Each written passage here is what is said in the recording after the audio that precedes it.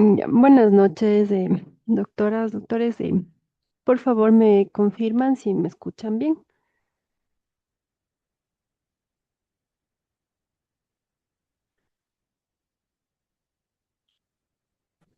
Buenas noches, doctora. Sí. Bueno, el día de hoy vamos a empezar un poquito diferente. Vamos a empezar primero por un caso clínico, que es el que vamos a revisar, y después continuaríamos con la clase y al final concluiríamos con el caso. ¿Ya? Bueno, es un paciente masculino, 52 años, administrativo, vida sedentaria. Acude por presentar polidipsia, poliuria, que ha ido progresando desde hace 4 meses, acompañado además de astenia y evidenciado aumento de peso en los últimos años. Niega alteraciones en la visión, visión borrosa, infecciones recurrentes o pérdida de peso. Dentro de los antecedentes personales, bueno, tenemos que tiene antecedente de hipertensión arterial que fue diagnosticada hace 5 años, una dislipidemia mixta y no hay antecedentes de diabetes. Y los antecedentes familiares, una madre con diabetes mellitus tipo 2 y un padre que tuvo una enfermedad cardiovascular. Actualmente toma losartán 50 miligramos al día y atorvastatina 20 miligramos al día. Al examen físico se evidencia el peso de 92 kilos con una talla de 1,68 que le da un índice de masa corporal de 32,6. Tiene una presión arterial de 138,86 milímetros de mercurio con una frecuencia cardíaca de 78 latidos por minuto y una circunferencia abdominal de 108 centímetros. No se evidencia acantosis nigricans y el examen a nivel cardiovascular y neurológico sin alteraciones. Bueno, con estos datos del paciente, ¿qué diagnóstico le podrían dar? Y en base al diagnóstico que le den, ¿qué exámenes le solicitarían? Entonces, miren el caso, analícenlo y por favor igual vamos a ir poniendo sus respuestas en los mensajes, en el chat. ¿Sí? Entonces, bueno, lean el caso porque en este caso nos vamos a basar el resto de la clase. Entonces van a leer el caso y van a contestar estas dos preguntas. ¿Qué diagnóstico le darían y qué exámenes le solicitarían? ¿Sí? Entonces, para eso tenemos 5 minutos. ¿Ya? Entonces, en 5 minutos revisamos las respuestas que ustedes manden al chat y continuamos, ¿sí?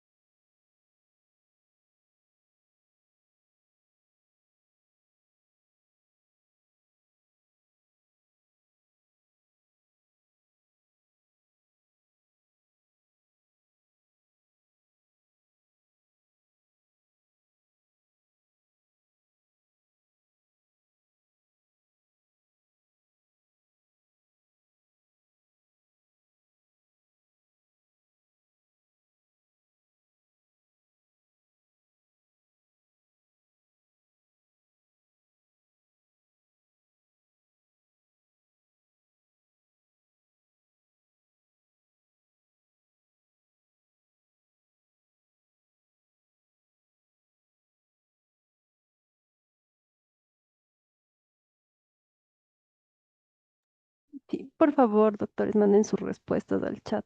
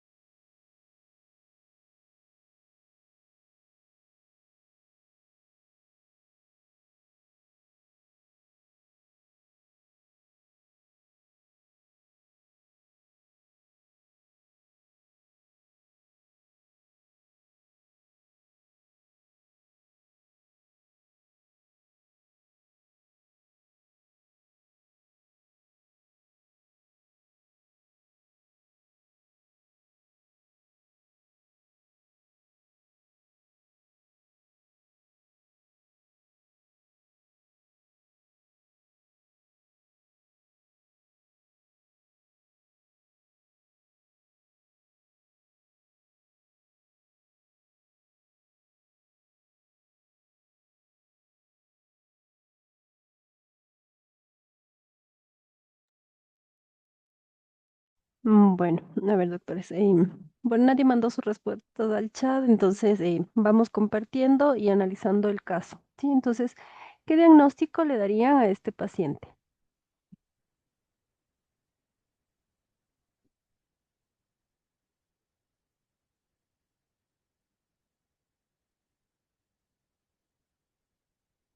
Bueno, su compañera nos indica que sospecha un síndrome metabólico por hipertensión, por diabetes, la circunferencia abdominal, ¿sí?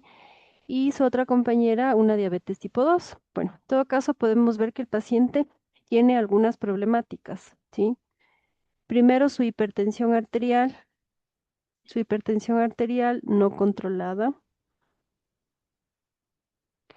al tener ya el antecedente de la hipertensión y estar en tratamiento con losartán. Ya. Tiene ya una dislipidemia mixta que está en tratamiento con atorvastatina. Ya. ¿Y qué vemos en el examen físico? Bueno, tiene un índice de masa corporal elevado ya en relación a obesidad, ¿no es cierto? A obesidad grado 1. ¿Ya? Y también nos indica su circunferencia abdominal. Entonces, por lo tanto, tiene una obesidad central con una circunferencia abdominal, ¿sí?, mayor a 94 centímetros. ¿Ya? Bueno, en sí, esto nos puede llevar, sí, a que el paciente ya tenga un diagnóstico de un síndrome metabólico y además, por la causa que viene, ¿no es cierto? Hay síntomas de hiperglicemia, que son la poliuria, la polidipsia, más el antecedente en su familia de diabetes mellitus, ¿sí? Entonces, em, también sería importante en este paciente descartar que tenga una diabetes, con lo que cumpliría un criterio más del síndrome metabólico. Y entonces, ¿qué exámenes le vamos a solicitar al paciente?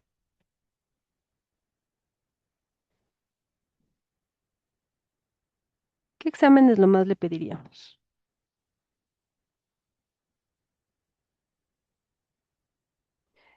Prueba de tolerancia oral a la glucosa, ¿ya?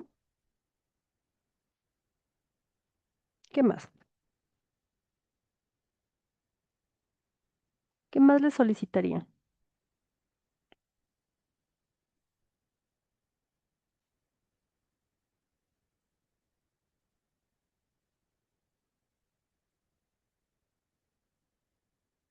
Función renal, electrolitos, un electrocardiograma, ¿ya? ¿Qué más?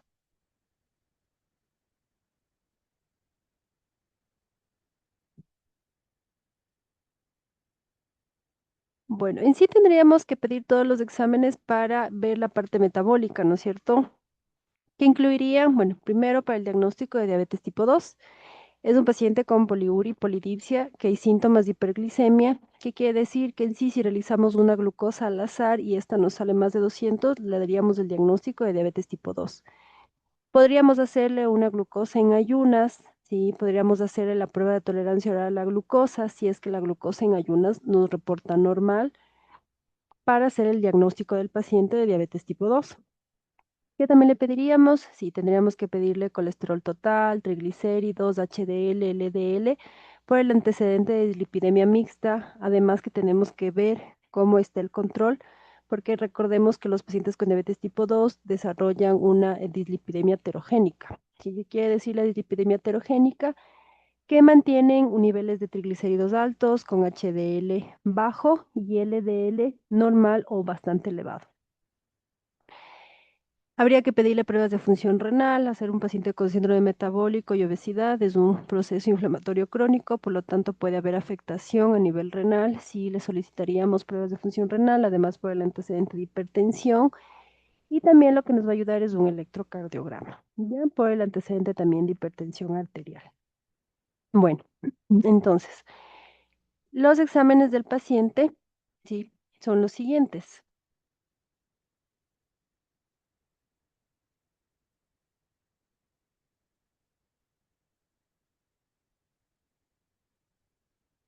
Tiene una glucosa en ayunas de 168 con una hemoglobina glicosilada en 8.4, una glucosa a las 2 horas postcarga de 246, colesterol total de 232, un LDL en 142, un HDL en 38 y triglicéridos de 210, con una creatinina de 0.9, un filtrado que le da de 95, y en el examen de orina que se le hizo microalbuminuria no se evidencia. Con estos exámenes, ¿qué podemos decir? Tiene una glucosa mayor en ayunas, ¿no es cierto? Mayor o igual a 126, por lo tanto, ya le daríamos un diagnóstico de diabetes tipo 2. ¿Ya? ¿Qué otros diagnósticos le podríamos dar? Bueno, está confirmado que es una diabetes mellitus tipo 2 con una glicosilada de 8.4% y su dislipidemia sin control. No está controlada a pesar de estar ya en tratamiento, ¿ya? Función renal adecuada, ¿sí? Entonces, dislipidemia mixta, ¿sí? Con estos exámenes, ¿qué tratamiento le daríamos a nuestro paciente? Ya, recordemos que dentro del tratamiento nosotros no podemos solo manejar el tratamiento farmacológico, ¿sí? Sino que también tenemos que manejar el tratamiento no farmacológico, que es lo que primero le vamos a enseñar a nuestro paciente. ¿Cómo le vamos a enseñar a nuestro paciente? Educándole. Entonces, es lo que se denomina educación diabetológica, ¿sí? Cuando nosotros iniciamos tanto el tratamiento no farmacológico como el farmacológico y le indicamos al paciente cómo realizar cambios en el estilo de vida que nos van a ayudar también a la disminución o nos van a beneficiar, ¿no? En la disminución de la glucosa, la disminución del peso, el control de la dislipidemia. ¿Ya? Bueno, entonces vamos a ver, de acuerdo a los valores que ya tenemos del paciente, qué tratamiento o cómo le enviaríamos su receta. Bueno, el tratamiento no farmacológico, ¿a qué se refiere? Perdón. Bueno, ¿a qué se refiere? Es todo esto, ¿no es cierto? Son los cambios en el estilo de vida que va a hacer la dieta que va a llevar el paciente y también el ejercicio. Entonces, recordar que igual en una receta que nosotros le demos a un paciente que tiene diabetes, tal cual prescribimos los medicamentos, nosotros tenemos que prescribir la alimentación y también el ejercicio, ¿ya? En esto se basa la educación diabetológica y posterior a este tratamiento no farmacológico, igual las indicaciones del tratamiento farmacológico, que ya van a depender de cada paciente, si necesita antidiabéticos orales, los no insulínicos inyectables o ya insulínicos. ¿Cuáles van a ser los objetivos que nosotros tenemos con el tratamiento no farmacológico? Primero, mantener la glucosa en niveles lo más cercano a los valores normales, ¿no es cierto? ¿Qué significa lo más cercano a valores seguros? Bueno, sabemos que en los pacientes con diabetes sus objetivos glucémicos son diferentes, ¿ya? Entonces, mantener una glucosa en ayunas entre 80 y 130 y una glucosa a las 2 horas postprandial menos de 180. Mantener los valores del perfil lipídico dentro de los valores, ¿sí? Normales o dependiendo del riesgo cardiovascular que tenga el paciente. Mantener niveles adecuados de tensión arterial disminuir o enlentecer la aparición de complicaciones. Entonces, nuestro objetivo del tratamiento de la hiperglicemia es evitar que el paciente tenga valores de hiperglicemia de forma crónica, ya que como vimos en las clases anteriores, esos valores de hiperglicemia crónica son los que van a provocar que el paciente vaya desarrollando complicaciones, tanto macrovasculares como microvasculares. El tratamiento debe ser de acuerdo a las necesidades del paciente y de acuerdo a las costumbres que tenga el paciente, ¿ya? Y mantener un peso adecuado, ¿no es cierto? Mediante la dieta y también la aplicación o el inicio del ejercicio físico. ¿Qué es importante conocer en la dieta? Bueno, en la dieta nosotros, y siempre es importante educarle al paciente, en sí lo que vamos a mantener es o vamos a seguir es las indicaciones del plato saludable. Pero hay algo que es muy importante en los pacientes con diabetes, que va a ser el índice glucémico y la carga glucémica, que va a depender mucho de los alimentos y de la cantidad del alimento. Entonces, ¿a qué se refiere este índice glucémico? Bien, entonces va a ser o mide qué tan rápido un alimento eleva el azúcar en sangre. Entonces, podemos decir que el alimento tiene un índice glucémico bajo, que no se eleva tanto, o un índice glucémico muy alto. Entonces, vamos a clasificar los alimentos, ¿no es cierto? Entonces, van a haber alimentos muy ricos en azúcar que tengan un índice glucémico alto, ¿sí? Y alimentos ricos en fibra que tengan un índice glucémico bajo. Entonces, ¿qué significa este índice glucémico? ¿Cierto? Si es bajo, ¿sí? Si el índice glucémico es bajo, quiere decir que hay un menor aumento de glucosa postprandial. Si es un índice glucémico alto, mayor aumento de la glucosa postprandial. Entonces, ¿cómo se mide el índice glucémico? ¿No es cierto? Nosotros podemos ver que cuando un paciente, por ejemplo, se tomó un vaso de Coca-Cola, ¿sí? A las 2 horas nosotros le hacemos el control y su glucosa va a estar bastante alta. Entonces ahí decimos que, que este producto, este alimento, tuvo un índice glucémico alto, ¿ya? ¿Qué significa? Que es el incremento de la glucosa luego de 2 horas de haber ingerido cierta cantidad de carbohidratos en una comida, ¿no? Entonces, este índice glucémico va a ser diferente a la carga glucémica. Entonces, ¿cuál es la diferencia con la carga glucémica? Como nosotros podemos ver, ¿no es cierto? Cada uno va a tener sus valores, ¿ya? De acuerdo al índice glucémico y de acuerdo a la carga glucémica. Índice glucémico, lo que les había dicho, ¿no es cierto? Capacidad de los alimentos para incrementar los niveles de glucosa después de una comida, ¿no? Entonces, ¿cómo se clasifican? ¿Sí? De acuerdo a cuánto eleva la glucosa o cuánto se eleva, ¿sí? Al ingerir 100 gramos de glucosa. Entonces, podemos tener que tiene un bajo índice glucémico, un índice glucémico medio o un índice glucémico alto, ¿ya? Entonces, ¿cuáles son los alimentos que yo debería recomendar al paciente que consuma más? Los de bajo índice glucémico. Entonces aquí podemos ver, como ya vamos a ver en otros gráficos, aquí podemos ver algunos de estos alimentos que producen, que producen un índice glucémico bajo. ¿Cuáles van a ser? Las legumbres, las semillas, el fideo integral, la quinoa, los lácteos, el coco, y las frambuesas, verduras, hortalizas, ¿sí? El durazno, la pera, el pomelo, la granada, las ciruelas, ¿sí? En relación a la carga glucémica. Entonces, la carga glucémica, en cambio, ¿qué va a ser? Entonces, esta se va a calcular, ¿no es cierto?, con el índice glucémico del alimento por la cantidad de hidratos de carbono en gramos que tiene esa porción, ¿no es cierto? Entonces, y lo dividimos para 100 y así vamos a tener la carga glucémica. Entonces, es lo más real que nosotros podemos decir, este alimento sube mucho la glucosa o sube bajo, menos la glucosa, ¿ya? Como podemos ver aquí también se lo clasifica bajo, moderado, alto. ¿Qué alimentos son los que va a tener que consumir el paciente? Los que nos indiquen que hay una carga glucémica baja, ¿no es cierto? Entonces son los frutos secos, las semillas, igual las legumbres, la quinoa, el maíz, el salvado de avena, los lácteos, las verduras y algunas frutas, como ya pudimos ver en esta porción de aquí, en esta sección de acá. ¿Ya? Entonces, es importante nosotros poder darle opciones al paciente, ¿no es cierto? Decirle probablemente estos alimentos, o cuando nos preguntan, por ejemplo, qué frutas yo debo consumir y qué frutas puedo consumir en menor cantidad.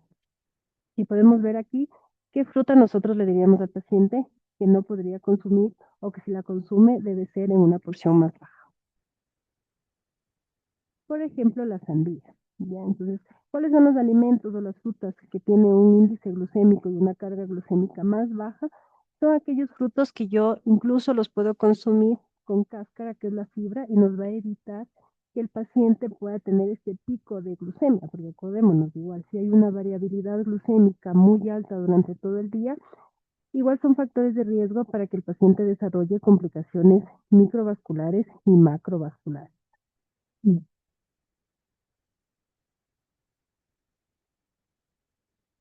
Ahí se me escucha mejor, perdón, estoy un poco resfriado.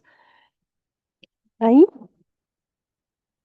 bueno, voy a tratar de alzar un poquito más la voz. Bueno, entonces en relación a esto, sí, entonces cuando nosotros le decimos en la dieta al paciente, ¿no es cierto? En la dieta al paciente, ¿qué le voy a indicar? Bueno, que en sí podría consumir los alimentos o cualquier tipo de alimentos, pero lo importante son las porciones, ¿ya?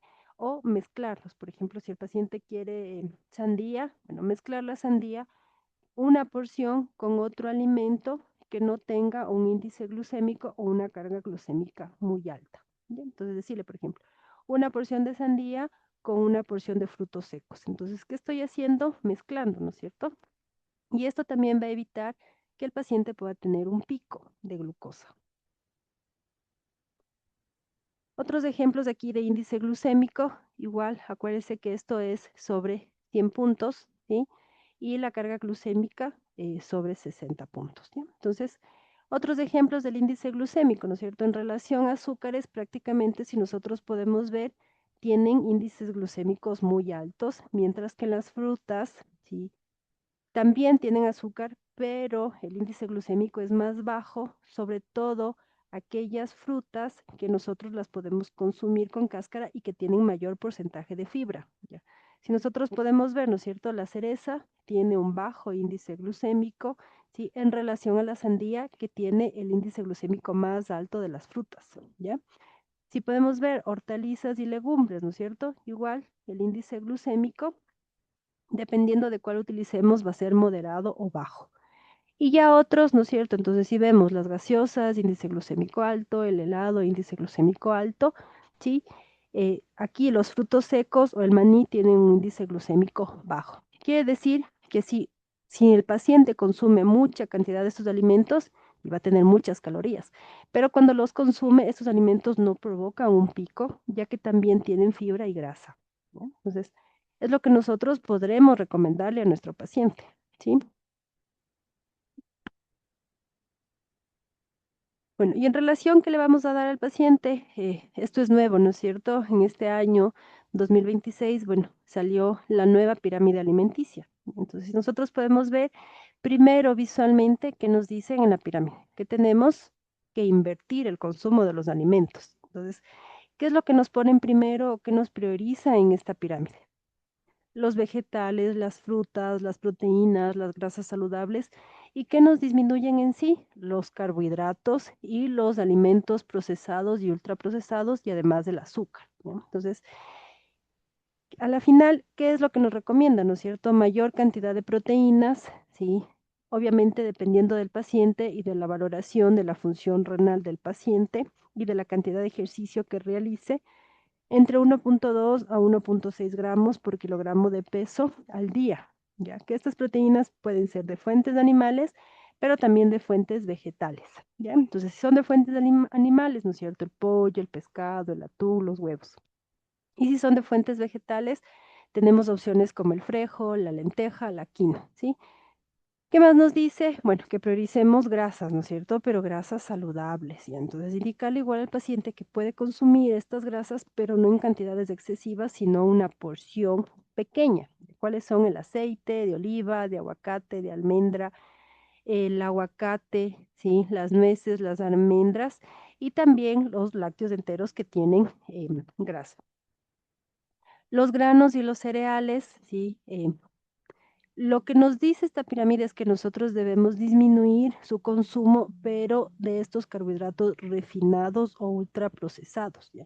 Entonces, nosotros, ¿qué le vamos a recomendar? Que, bueno, puede su porción de carbohidratos, que obviamente priorizamos si son carbohidratos de origen natural, como la yuca, la papa, el maduro, y que disminuya el consumo de carbohidratos procesados, ¿no es cierto? Y si ya consume carbohidratos procesados, estos deberían ser integrales que nos aportarían un porcentaje de fibra. Y sí, lo que elimina sobre todo aquí es el azúcar, los ultraprocesados, los edulcorantes también, ¿sí? Y las bebidas azucaradas. Entonces, la recomendación es esa, ¿no es cierto? No consumir ninguno de estos alimentos, ¿ya? Entonces, prácticamente seguimos manteniendo la recomendación del plato saludable, ¿ya? Nuestra recomendación hacia nuestro paciente, ¿qué va a ser? Obviamente, no vamos a especificar la cantidad exacta que necesita el paciente, ¿sí? Desde la parte médica, porque eso ya lo debería hacer una nutricionista. Sin embargo, cuando estemos en la consulta, sí tenemos la obligación o el deber de darle una educación en relación a qué productos sí puede consumir y las porciones. Entonces, ¿en qué nos vamos a fijar? En el plato saludable, ¿no es cierto? Que es bastante sencillo. Entonces, ¿qué le vamos a decir?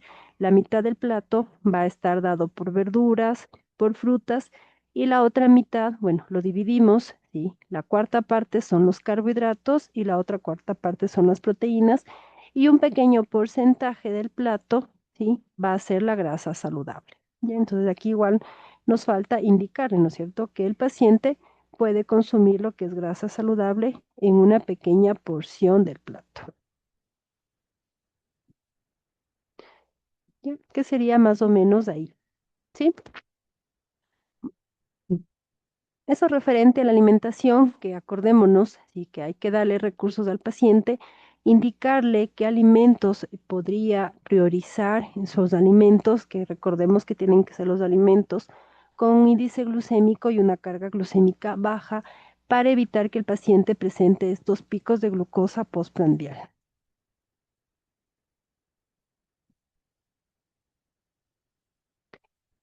Bueno, otro cambio que tienen que hacer los pacientes en el estilo de vida va a ser, generalmente son pacientes que son sedentarios o que, bueno, pueden realizar actividad física, pero en sí no realizan ejercicio. Al igual que los alimentos, nosotros tenemos que prescribir el ejercicio en los pacientes. ¿Cuáles son los objetivos?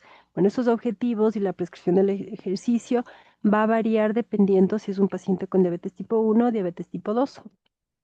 Los objetivos: mejorar el control glucémico, disminuir la resistencia a la insulina, mejorar el perfil lipídico, reducir la presión arterial, disminuir el peso corporal. ¿Sí? También está comprobado que hay un beneficio a nivel emocional en disminuir los niveles de depresión y ansiedad, y vamos a favorecer que disminuya ciertas comorbilidades asociadas a la obesidad, como la apnea del sueño. Disminuir la cantidad de medicación que utiliza, ya sean antidiabéticos orales o insulina, y con esto que logramos mejorar la calidad de vida del paciente. Bueno, el ejercicio sobre todo es importante porque disminuye la resistencia a la insulina, ¿sí? Entonces, sabemos que fisiopatológicamente el principal o el inicial mecanismo, ¿sí?, para el desarrollo de diabetes mellitus tipo 2 es la resistencia a la insulina, y que luego, bueno, se desencadena todo el resto de alteraciones a nivel fisiopatológico, ¿ya? Además, porque se da esta resistencia a la insulina, ya que la diabetes tipo 2 tiene factores de riesgo, sí, genéticos, pero también factores de riesgo ambientales. Dentro de estos factores de riesgo ambientales que sabemos o conocemos que son eh, la obesidad, el sobrepeso, el sedentarismo, ¿sí?, y la mala alimentación. Entonces, el 80% sí va a tener sobrepeso u obesidad.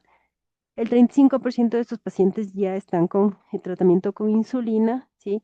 En pacientes con diabetes tipo 2, la hipoglucemia secundaria al ejercicio, a una sesión de ejercicio, es muy poco frecuente, al contrario de lo que puede pasar en un paciente con diabetes tipo 1. Bueno, y el ejercicio lo que va a hacer, ¿no es cierto?, provoca aumento de la sensibilidad de la insulina, ¿sí? Entonces, el ejercicio tiene que ser constante, porque si nosotros nos fijamos ahí, dice, ¿no es cierto?, los efectos beneficiosos pueden desaparecer de 5 a 7 días posteriores. Entonces, ¿qué le vamos a indicar al paciente? Que el ejercicio no puede ser una vez por semana, ¿sí? Lo recomendable es de 3 a 5 veces por semana, ¿no es cierto? que serían los 150 minutos que el paciente los puede dividir, son 30 minutos diarios, ¿sí? O 45 minutos 3 veces por semana.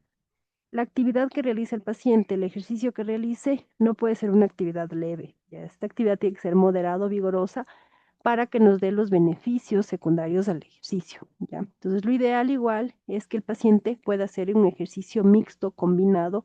¿Qué quiere decir? Que también haga una parte aeróbica, ¿sí? Pero también necesitamos fortalecer la masa muscular, porque la masa muscular, ya, si nosotros fortalecemos la parte muscular, vamos a disminuir la resistencia a la insulina.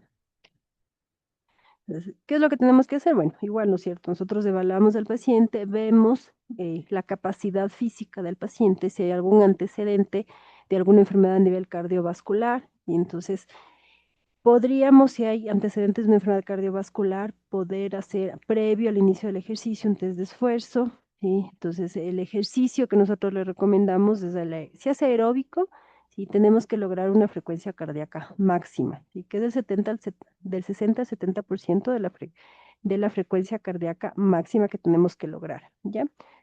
Ejercicios de fuerza, si el paciente no tiene ninguna contraindicación para realizar estos ejercicios, siempre indicándole que tiene que hacer un calentamiento a nivel articular adecuado de 5 a 10 minutos.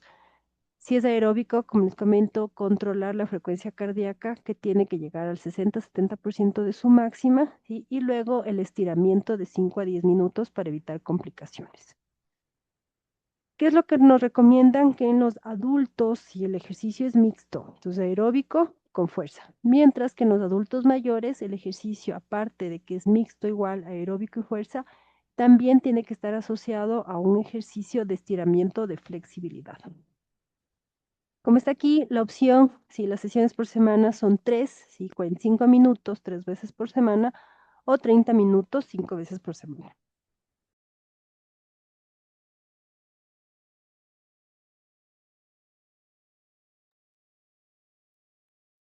Bueno, dependiendo igual de las comorbilidades, puede ser que sea un paciente que antes de iniciar o antes de prescribir el ejercicio tengamos que pedir una valoración por cardiología, pero si vemos que no tiene ninguna contraindicación, nosotros podemos prescribir. ¿Ya? Entonces, el ejercicio y la dieta, ¿sí? Em, Siempre es necesario para que el paciente pueda tener una mejor adherencia al tratamiento y evitar complicaciones o evitar que el paciente cada vez requiera una mayor dosis de medicación. Bueno, les he puesto esta tabla que más o menos nos dice cómo nosotros deberíamos prescribir el ejercicio en los pacientes con diabetes tipo 2. ¿Ya? Entonces, ¿cómo le vamos a poner? Sí, siempre ponemos la frecuencia, la intensidad, ¿ya? Y el tiempo que va a realizar. ¿Ya? Entonces, ¿de qué mnemotecnia nos vamos a acordar? FIT, frecuencia, intensidad, tiempo. ¿Ya? Entonces, ¿y qué tipo de ejercicio además, no es cierto? Entonces, ¿qué tipo de ejercicio lo va a hacer? Si va a ser un ejercicio aeróbico, si va a ser un ejercicio de resistencia de musculatura. Entonces, aquí podemos ver, ¿no es cierto? Un ejercicio aeróbico, ¿ya? Intensidad moderada o vigorosa, cualquiera de las dos nos van a ayudar al paciente, ¿ya? El tiempo que lo va a hacer, ¿no es cierto? 150, 175 minutos por semana, ¿ya? Entonces, qué ejemplos nos pueden dar, ¿no es cierto? Caminar en la cinta o en la caminadora, sí, 15 a 20 minutos, o bailar, nadar, hacer bicicleta, ¿ya? Cualquier ejercicio aeróbico, sí, estos considerados de moderada intensidad. Y los considerados de vigoroso o alta intensidad, bueno, que salte, ¿sí? Que pueda caminar en la caminadora de forma inclinada, ¿sí? Juegos como el fútbol, el básquet, que nade rápido, que baile rápido, ¿ya? Y si ya le decimos al paciente, ¿no es cierto?, que lo ideal es que haga ejercicios de fuerza 2 a 3 veces por semana, sí, que esto es musculatura. Entonces, cada vez va a ir requiriendo mayor cantidad de peso, ¿sí? Para desarrollar músculo. Entonces, igual, ¿no es cierto? La intensidad que sabemos que es progresiva y los ejemplos de ejercicios, ¿ya? Entonces, generalmente los ejemplos de ejercicio de acuerdo a los pacientes, ¿no es cierto? No todos pueden realizar los mismos ejercicios, pero acordémonos, siempre es importante, así como prescribimos los medicamentos, prescribimos el ejercicio, ¿no es cierto? Entonces, ¿cómo le vamos a poner? realizar ejercicio físico mixto, ¿sí? Aeróbico, 5 veces por semana, 30 minutos, ¿ya? Si al paciente le gusta, depende, ¿no? Que le guste hacer, bailar, caminar, nadar, ¿ya? Más 3 días a la semana de ejercicio de fortalecimiento muscular, ¿sí? Entonces, eso sería lo ideal que nosotros podamos prescribirle a nuestro paciente. Entonces, ¿por qué es importante el ejercicio? Sí, entonces, ¿qué pasa durante el ejercicio? Ya durante el ejercicio, ¿por qué disminuye la glucosa en los pacientes con diabetes tipo 2? Porque va a aumentar la captación de glucosa por el músculo, sobre todo cuando se realiza ejercicio de fuerza. ¿Bien? Entonces, aumenta la captación de glucosa, ¿sí? Para a nivel intramuscular. Entonces, ese es el objetivo, ¿sí? Que nosotros la glucosa que hay, que está en sangre, puede entrar al músculo. ¿Bien? Entonces, durante el ejercicio se da este mecanismo cada vez que el músculo se contrae. ¿Ya? Entonces, ¿qué vamos a provocar? Que esta glucosa disminuya a nivel de la sangre. Como les había comentado, ¿no es cierto? Tipos de ejercicio aeróbico y de resistencia. Es ideal que estén los dos tipos de ejercicio, ¿sí? A excepción de en niños. En niños, en cambio, la recomendación es solo aeróbico. En adultos, aeróbico y de resistencia. Y en adultos mayores, aeróbico, resistencia y flexibilidad. ¿Ya? Siempre evaluando al paciente, cada paciente es diferente, entonces, ¿qué tenemos que hacer? Bueno, ver primero el control de la glucosa, si requiere un examen cardiovascular, realizar el examen neurológico para hacer screening de pie diabético y también el fondo de ojo, ya que según esto, sí vamos a tener precaución en el tipo de ejercicio que nosotros prescribimos, ¿ya? Si el paciente tiene una polineuropatía periférica, hay un pie de riesgo, bueno, ¿qué vamos a hacer? Tenemos que evitar que el paciente pueda realizar ejercicios en donde incremente la presión a nivel del pie. Entonces, evitar correr, trotar y qué otros ejercicios podría hacer el paciente, bicicleta, natación o la caminata. Además de indicarle el uso del calzado adecuado para evitar, ¿no es cierto?, si hay deformaciones, si hay callosidades, que pueda tener riesgo de formación de una úlcera, ¿sí? Después del ejercicio, obviamente, revisarse los pies, hidratarse de forma adecuada los pies, ¿ya? Si hay una retinopatía proliferativa, evitar ejercicios que aumenten la presión intraabdominal, maniobra de Valsalva, movimiento rápido de los ojos o que tengan riesgo de provocar un trauma ocular. Y si hay hipertensión, bueno, si hay hipertensión depende, ¿no es cierto? Si el paciente nosotros ya vemos que tiene una hipertensión mal controlada, que podría estar asociada a una cardiomiopatía hipertensiva, primero solicitar un chequeo a nivel cardiovascular o hacer un test de esfuerzo antes de que el paciente pueda iniciar a realizar ejercicios, ¿ya? Entonces, la prescripción, igual, ¿no es cierto? Entonces, actividad, ¿sí? Aeróbica, cualquier actividad, la que sea de preferencia del paciente, y las pesas, ¿ya? Entonces, las pesas, igual vamos a ir progresando la cantidad de peso que el paciente va a necesitar.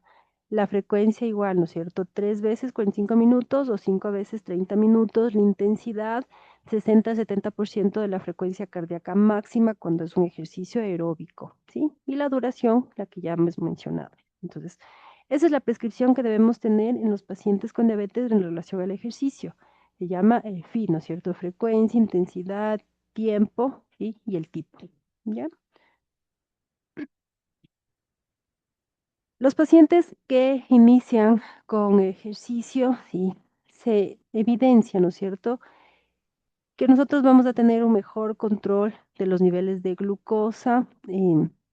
Generalmente el mayor riesgo de hipoglucemia se da en los pacientes que puedan estar en tratamiento con insulina, ¿sí? Sin embargo, en estos pacientes nosotros podemos tener la respuesta de las hormonas contrarreguladoras. Entonces, lo que vemos aquí generalmente se ve más en los pacientes con diabetes tipo 2, sí, secundario a en diabetes tipo 1, secundario a estas hormonas contrarreguladoras. ¿Ya? Entonces, en los pacientes con diabetes tipo 1 es diferente, ¿sí?, el manejo en relación al ejercicio. ¿Ya? Entonces, igual vamos a tener ciertas características y ciertos beneficios en relación a la diabetes tipo 1 y el ejercicio. que sí tenemos que tener un poco más de cuidado, ya que en estos pacientes sí podemos provocar niveles de glucosa muy bajos o niveles de glucosa muy altos. ¿Ya?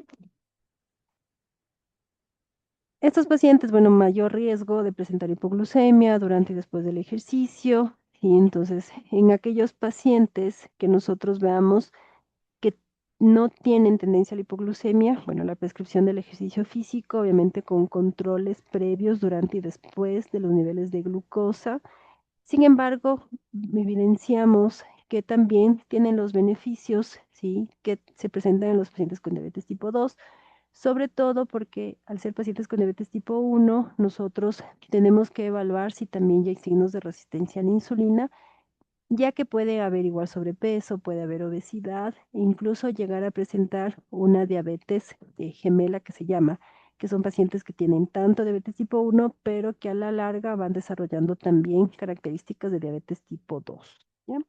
El control es importante en estos pacientes, sobre todo para decidir la cantidad de alimentos que consumen antes o después, o la cantidad de insulina que se colocan antes y después, ¿sí? E igual previene que vayan desarrollando complicaciones, ¿ya? Los beneficios, ¿no es cierto?, que igual aumenta la sensibilidad a la insulina, mejora el perfil lipídico, la presión arterial, mejora la función cardiovascular, aumenta la fuerza, la flexibilidad, ¿sí? Entonces, y la calidad de vida. Entonces, si podemos observar, prácticamente son los mismos beneficios que se observan en relación a los pacientes con diabetes tipo 2 que realizan ejercicio. Los riesgos y por lo que nosotros tenemos que tener mayor cuidado en estos pacientes en la prescripción, no solo del ejercicio, sino también de la alimentación y del tratamiento con insulina.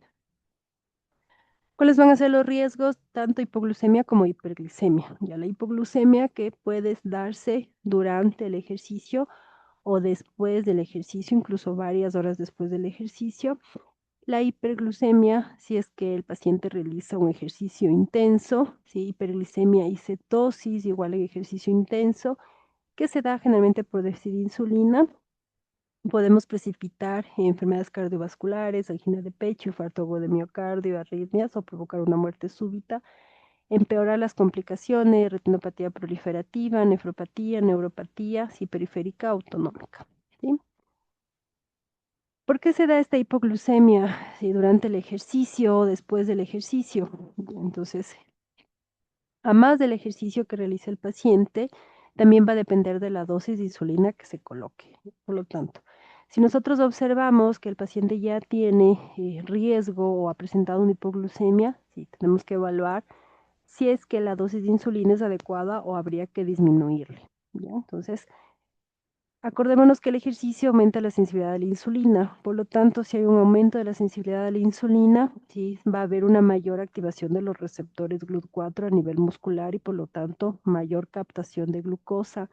Si hay mayor captación de glucosa, sí, vamos a provocar que haya una hipoglucemia. Entonces, acordémonos que en los pacientes con diabetes tipo 2 hay una alteración no solo de insulina, sino también de glucagón. ¿Sí? Entonces,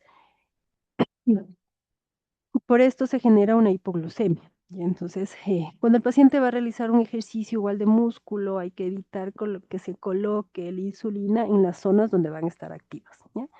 Ya que el ejercicio va a aumentar la absorción de insulina, por lo tanto, mayor riesgo de hipoglucemia.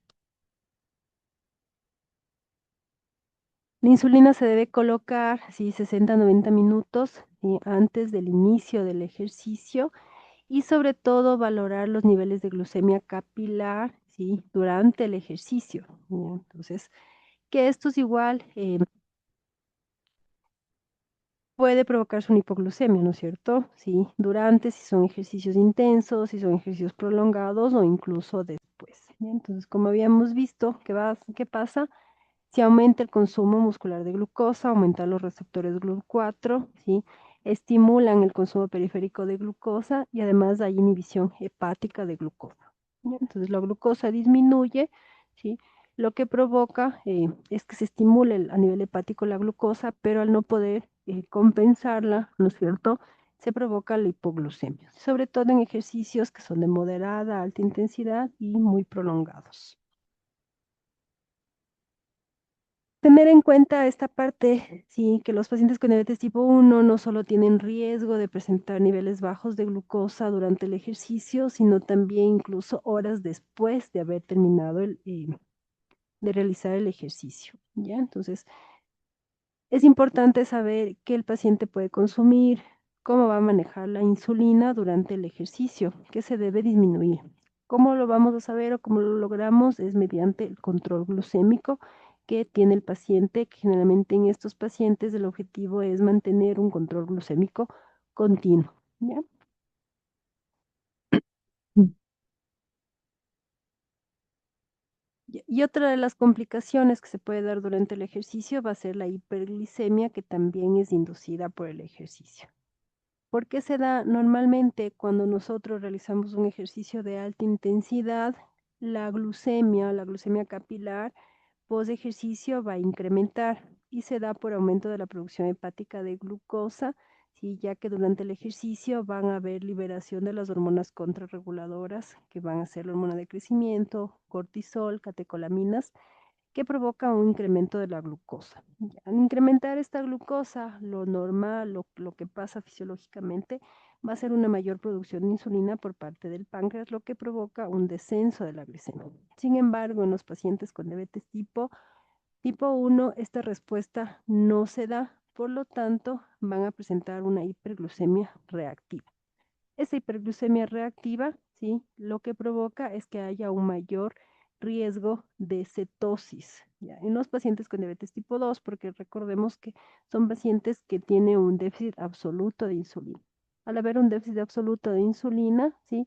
Va a provocar que el cuerpo empiece a utilizar, ¿sí? Ácidos grasos para generar energía, por lo tanto la producción de cuerpos cetónicos, ¿ya? Además de la disminución de la eliminación de los cuerpos cetónicos. Entonces, tener en cuenta, sí, estas dos alteraciones que se pueden dar, que obviamente van a depender mucho del tipo de ejercicio y de cada paciente con diabetes tipo 1. Bueno, este cuadro es para más o menos indicarle, sí, cuáles son los ejercicios, sí, que nosotros podemos o podemos esperar que el paciente presente una glucosa baja o una glucosa alta, ¿ya? Entonces, si la actividad es aeróbica, ¿sí? Generalmente, y sobre todo si es por un largo periodo de tiempo, el paciente tiene riesgo de presentar hipoglucemia. Sin embargo, si la actividad es intensa, es un ejercicio intenso, el paciente tiene mayor riesgo de presentar una hiperglucemia, ¿ya? Entonces, siempre tener en cuenta esta parte para, de acuerdo a eso, nosotros poder modificar la dosis de insulina y también los alimentos de los pacientes con diabetes tipo 1. Perdón.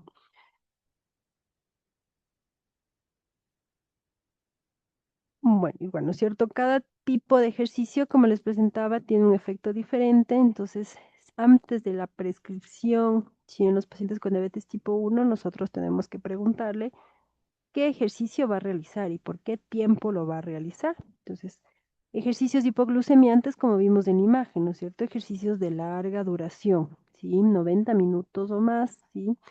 Son de intensidad moderada alta, caminar, correr, bicicleta, nadar, ¿sí? Entonces, mientras que los hiperglucemiantes son ejercicios de corta duración, como el HIIT, musculatura, lo duran segundos o minutos, ¿ya? ¿Qué va a pasar en cada uno de estos? Si es un ejercicio hipoglucemiante, si es de larga duración, y los músculos van a consumir mayor cantidad de glucosa y por lo tanto van a provocar descenso de la glucosa. Sin embargo, en los de alta intensidad, lo que hace el hígado es producir más glucosa de la que los músculos consumen, por lo tanto, hiperglucemia reactiva, porque además se activan las hormonas contrarreguladoras. ¿Qué hacer para evitar tanto estas hipoglucemias o las hiperglucemias en pacientes con diabetes tipo 1? Primero, debemos ajustar la dosis o la administración de insulina. Se debe administrar al menos una hora antes del ejercicio, ¿sí? Si el tiempo es menor, bueno, administrarla en lugares donde no se vaya a trabajar, el músculo que no se vaya a trabajar, ya que si se administra en el que se va a trabajar, la absorción va a ser mucho más rápido. Se debe disminuir la dosis de insulina antes del ejercicio, ¿sí? Y bueno, modificar, ¿no es cierto?, el esquema de tratamiento, si es un día que va a hacer ejercicio, a un día que no realice ejercicio. Igual en relación a la ingesta de alimentos o de suplementos, lo ideal es que coma 1 a 3 horas antes del ejercicio y valorar la glicemia capilar antes del ejercicio. Controlarse, si es un ejercicio prolongado, hay que controlarse la glucemia capilar cada 30 minutos, ¿sí? Entonces, en estos ejercicios intensos y de larga duración, para determinar si requiere la ingesta de carbohidratos. Y aumentar el consumo de alimentos hasta 24 horas después del ejercicio para evitar la hipoglucemia post ejercicio, ya que se puede dar durante, después, hasta un día después.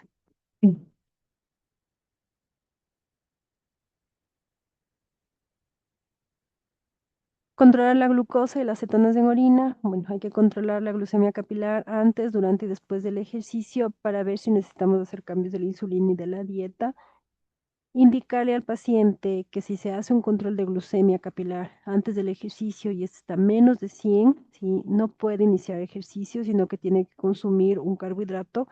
Y si está más de 250, ¿sí? O si se hace un control de hacerse un control de cetonas, si estas están positivas, no puede iniciar a hacer ejercicio, ¿sí? Sino que tiene que inyectarse insulina para disminuir los valores de la glucemia capilar.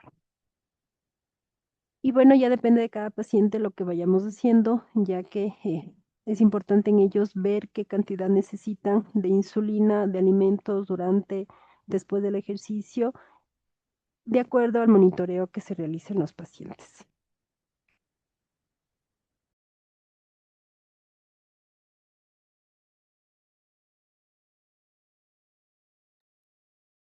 Listo. Entonces, bueno, estas imágenes son solo para recordar un poco, sí, que en pacientes con diabetes tipo 1 el manejo en relación a la dieta y el ejercicio van a ser diferentes. Entonces, si ya nosotros determinamos que el paciente va a realizar un ejercicio aeróbico, sabemos que es un paciente que va a tener riesgo de presentar hipoglucemia durante, después y muchas horas después de haber realizado el ejercicio. Entonces, de acuerdo a los controles de la glucosa capilar que se haga al paciente, nosotros ya tendremos que ir modificando tanto la dieta como la cantidad de insulina que se coloca, ¿sí? E igual a los pacientes que realizan ejercicios hiperglucemiantes, ¿no es cierto? Saber que si son glucosas muy altas antes del ejercicio, no las puede realizar sin antes de haberse medido las cetonas y haberse colocado insulina, ¿sí? Entonces, igual hacerse los controles, ¿no es cierto? Para ver si requiere o una dosis extra de insulina, ¿sí? Entonces, sabemos que ese tipo de ejercicios van a ser ejercicios de corta duración, pero muy intensos. ¿Y qué pasa con hipoglucemia nocturna? Sí, entonces, indícale al paciente que en el día que haya hecho ejercicio, bueno, tiene que hacerse controles más frecuentes de la glucemia capilar para detectar a tiempo hipoglucemias y sobre todo hablarle de los síntomas que habíamos revisado en relación a la hipoglucemia para evitar que llegue a presentar síntomas neuroglucopénicos. Entonces, si ya tiene glucosas menos de 70, indicarle qué es lo que tiene que hacer, ¿no es cierto? Entonces, ¿qué va a hacer el paciente? Salir de la hipoglucemia, ya con la regla del 15-15-15 que ya habíamos hablado.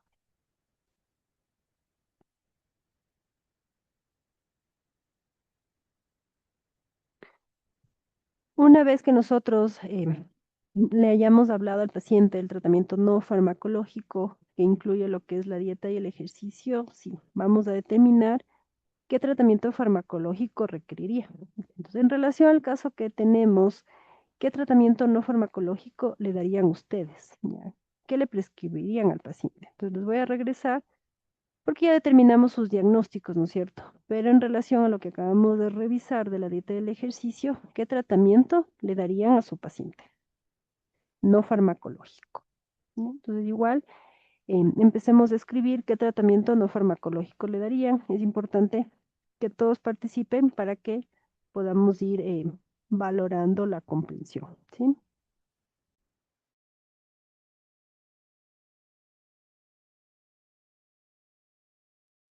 La dieta, ejercicio, es una dieta saludable. Perdón, buenas noches primero. Disculpen. Una dieta saludable, ejercicio. Este ejercicio puede ser variado dependiendo la edad del paciente y también la condición del paciente. Entonces, porque hay ejercicio mixto, es decir, como bailoterapia, caminata, o ejercicio de fuerza, que es más recomendable, pero realizar ejercicio. Una dieta saludable, bastantes verduras, menos carbohidratos, ¿qué más?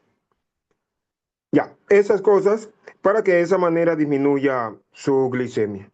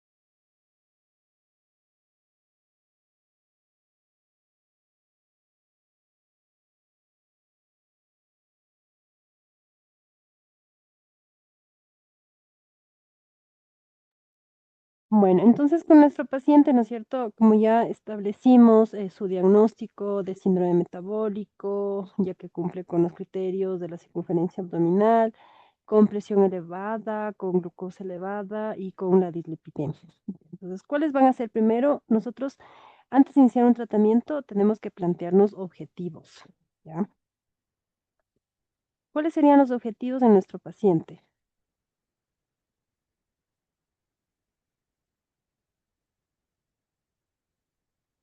Entonces, nuestros objetivos en nuestro paciente van a ser, ¿no es cierto?, lo que habíamos visto, disminuir la glucemia capilar, disminuir la tensión arterial,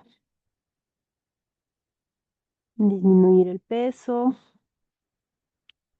y mejorar el perfil lipídico.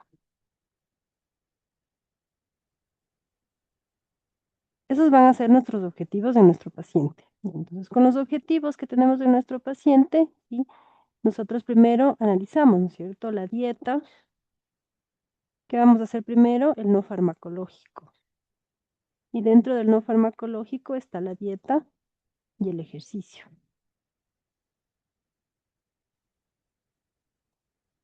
En la dieta nos han puesto aquí, ¿no es cierto?, una dieta hipocalórica, hiposódica, ¿sí?, una dieta baja en carbohidratos y ejercicios, ¿no es cierto? Aquí nos ponen entonces primero ejercicio aeróbico en 5 minutos a la semana y ejercicio de resistencia. Ya, entonces la dieta, como habíamos comentado, ¿no es cierto?, es prácticamente es un paciente que puede consumir todos los alimentos, pero que estos alimentos van a ser en porciones de acuerdo al índice glucémico y carga glucémica. Bueno, la recomendación sería el plato saludable que le vamos a indicar a nuestro paciente, ¿no es cierto? La mitad del plato son verduras, frutas y la otra mitad lo dividimos para las proteínas, para los carbohidratos, de preferencia carbohidratos que no sean procesados y también la porción de grasa saludable. ¿Ya? Y dentro de los alimentos igual, ¿no es cierto? Indicarle cuáles van a tener un índice glucémico y carga glucémica baja. Son los que tienen menor índice glucémico y carga glucémica? Acuérdense, frutos secos, las legumbres y las verduras no cocinadas y ciertas frutas como son el durazno, la pera, las cerezas, las frambuesas. ¿Y cuáles son los que tienen mayor carga glucémica? Y son los que tienen que evitar, ¿no es cierto? Evitar alimentos altos en índice y carga glucémica. Dentro de las frutas, el que mayor carga glucémica tiene es la sandía. Y de ahí todo lo que es procesados, ultraprocesados y el azúcar. Y los refinados, ¿no es cierto? Todo lo que es repostería. ¿Ya? Entonces hay que evitar esos alimentos, ¿ya? Indicarle al paciente. ¿Sí? Y dentro del ejercicio, sí. Si es un paciente con diabetes tipo 2, ¿qué ejercicio tenemos que recomendar? Es un paciente de 52 años. ¿No? Entonces es un ejercicio aeróbico más de resistencia. Acordémonos, ¿cierto? El FIT. Entonces la frecuencia,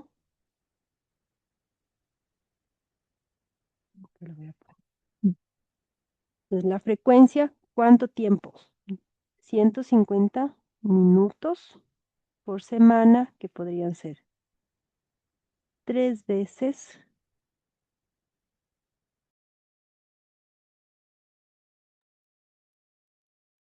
perdón, ya, 3 veces.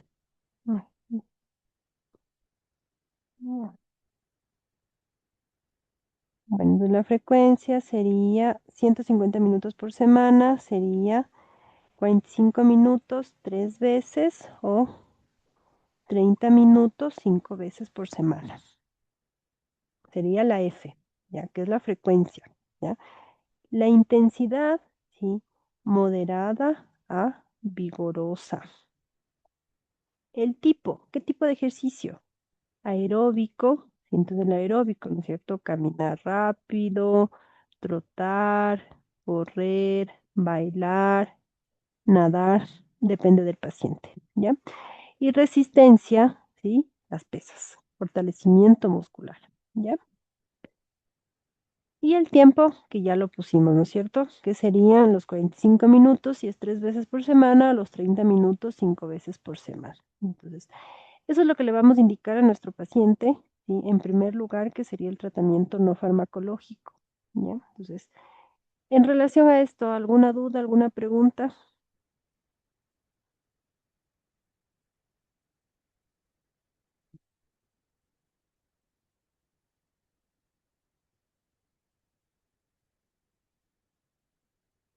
No, bueno, entonces vamos a Doctora, pasar. una pregunta. Sí, Disculpe, usted dice que la sandía no, y la piña sí se puede. bueno, la sandía sí la pueden, sí, pero como acabamos de ver, sí, la sandía es un alimento que tiene un índice glucémico bastante alto. Entonces, ¿cuál es la recomendación? Que pueden la sandía, pero en una porción pequeña, y lo ideal es que nosotros la mezclemos con otro alimento que tenga fibra y que haga que el paciente no tenga un pico de glucosa. Igual la piña la puede, que tiene un índice glucémico moderado, pero como les decía, lo ideal sería los índices glucémicos bajos.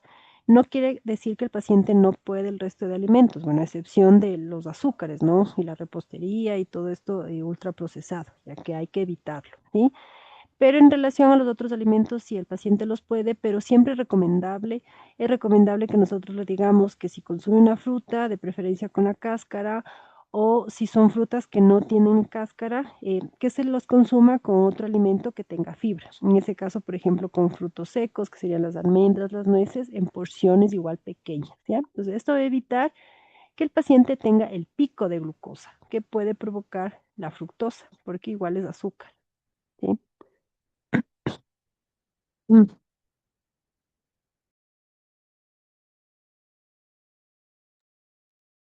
Bueno, entonces, este sería en relación al tratamiento no farmacológico, como podemos ver, ¿no es cierto?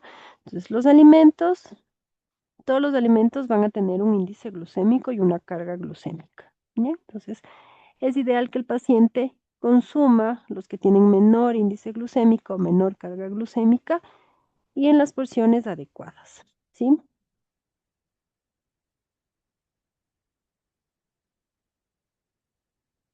Entonces, en relación a las frutas, ¿no es cierto? Como podemos ver, la sandía es el que mayor índice glucémico tiene, ¿sí?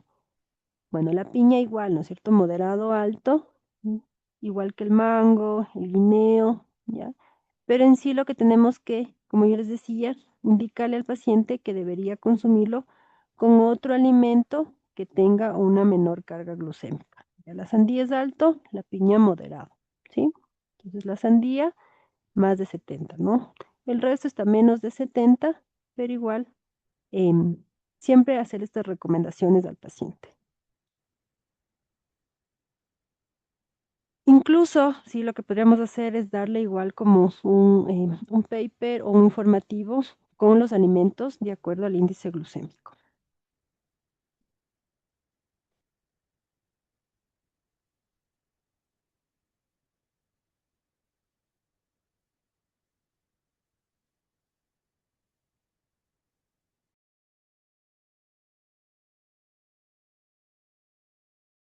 Bueno, en relación al tratamiento farmacológico, el tratamiento farmacológico igual es parte del tratamiento en los pacientes con diabetes tipo 2. Siempre recordemos evitar la inercia terapéutica, que quiere decir que nosotros una vez que diagnostiquemos al paciente, tenemos que iniciar tratamiento farmacológico, no esperar o no solo iniciar el no farmacológico y esperar a que el paciente regrese o se le vuelva a valorar en un mes o 3 meses, no. Si ya tenemos diagnóstico de diabetes tipo 2, tenemos que iniciar tratamiento farmacológico y cuando hagamos los controles, si el paciente no está controlado, incrementar el tratamiento, ¿sí? Y así evitamos que el paciente pueda tener hiperglucemia crónica y desarrollar las complicaciones micro y macro. ¿Cuáles van a ser los antidiabéticos orales?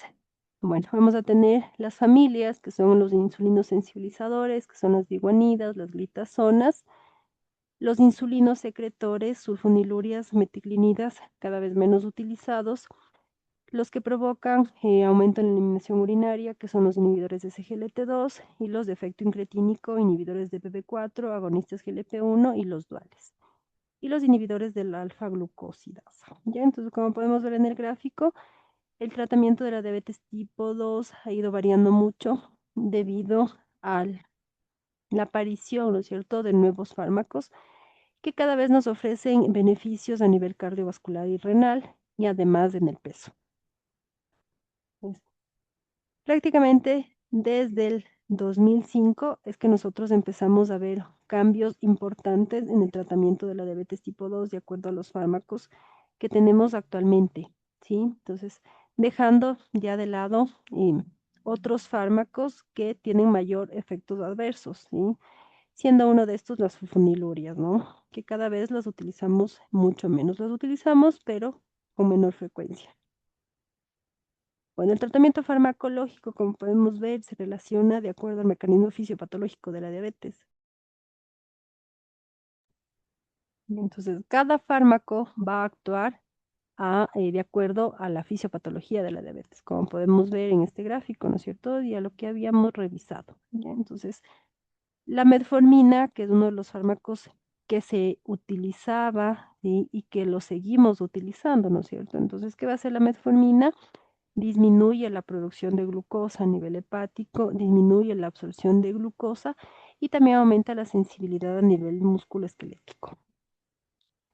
¿Qué van a hacer las glitazonas? Igual incrementan la sensibilidad a nivel del músculo y también incrementan el uso o la utilización de la glucosa.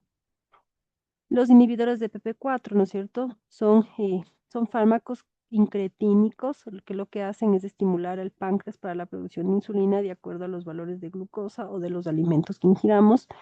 Las sulfonilurias y las metiglinidas, que también actúan a nivel pancreático, lo que hacen es hacer que el páncreas produzca o secrete mayor cantidad de insulina independientemente de los alimentos, ¿ya? Los de efecto incretínico, aparte de los inhibidores de DPP4, que son los agonistas GLP1, que tienen varios efectos, ¿no es cierto? Que son uno de los fármacos que aparte de que nosotros podemos utilizarlo en la diabetes tipo 2, también son fármacos que los utilizamos en el tratamiento de la obesidad. Entonces, ¿qué van a hacer? Enlentecen el vaciamiento gástrico, suprimen la secreción de glucagón y también estimulan al páncreas para la producción de insulina dependiente de los alimentos.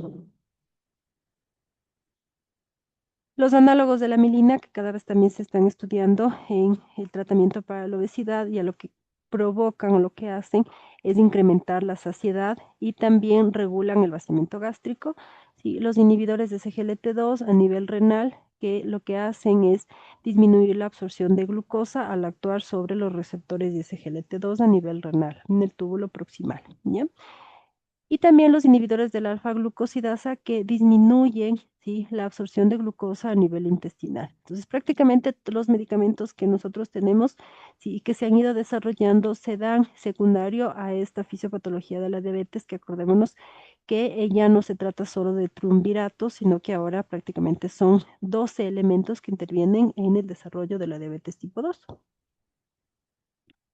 Bueno, las biguanidas, la metformina, que todavía la seguimos utilizando como un fármaco de primera línea, obviamente ahora el algoritmo lo que nos recomienda es basarnos en las comorbilidades de los pacientes.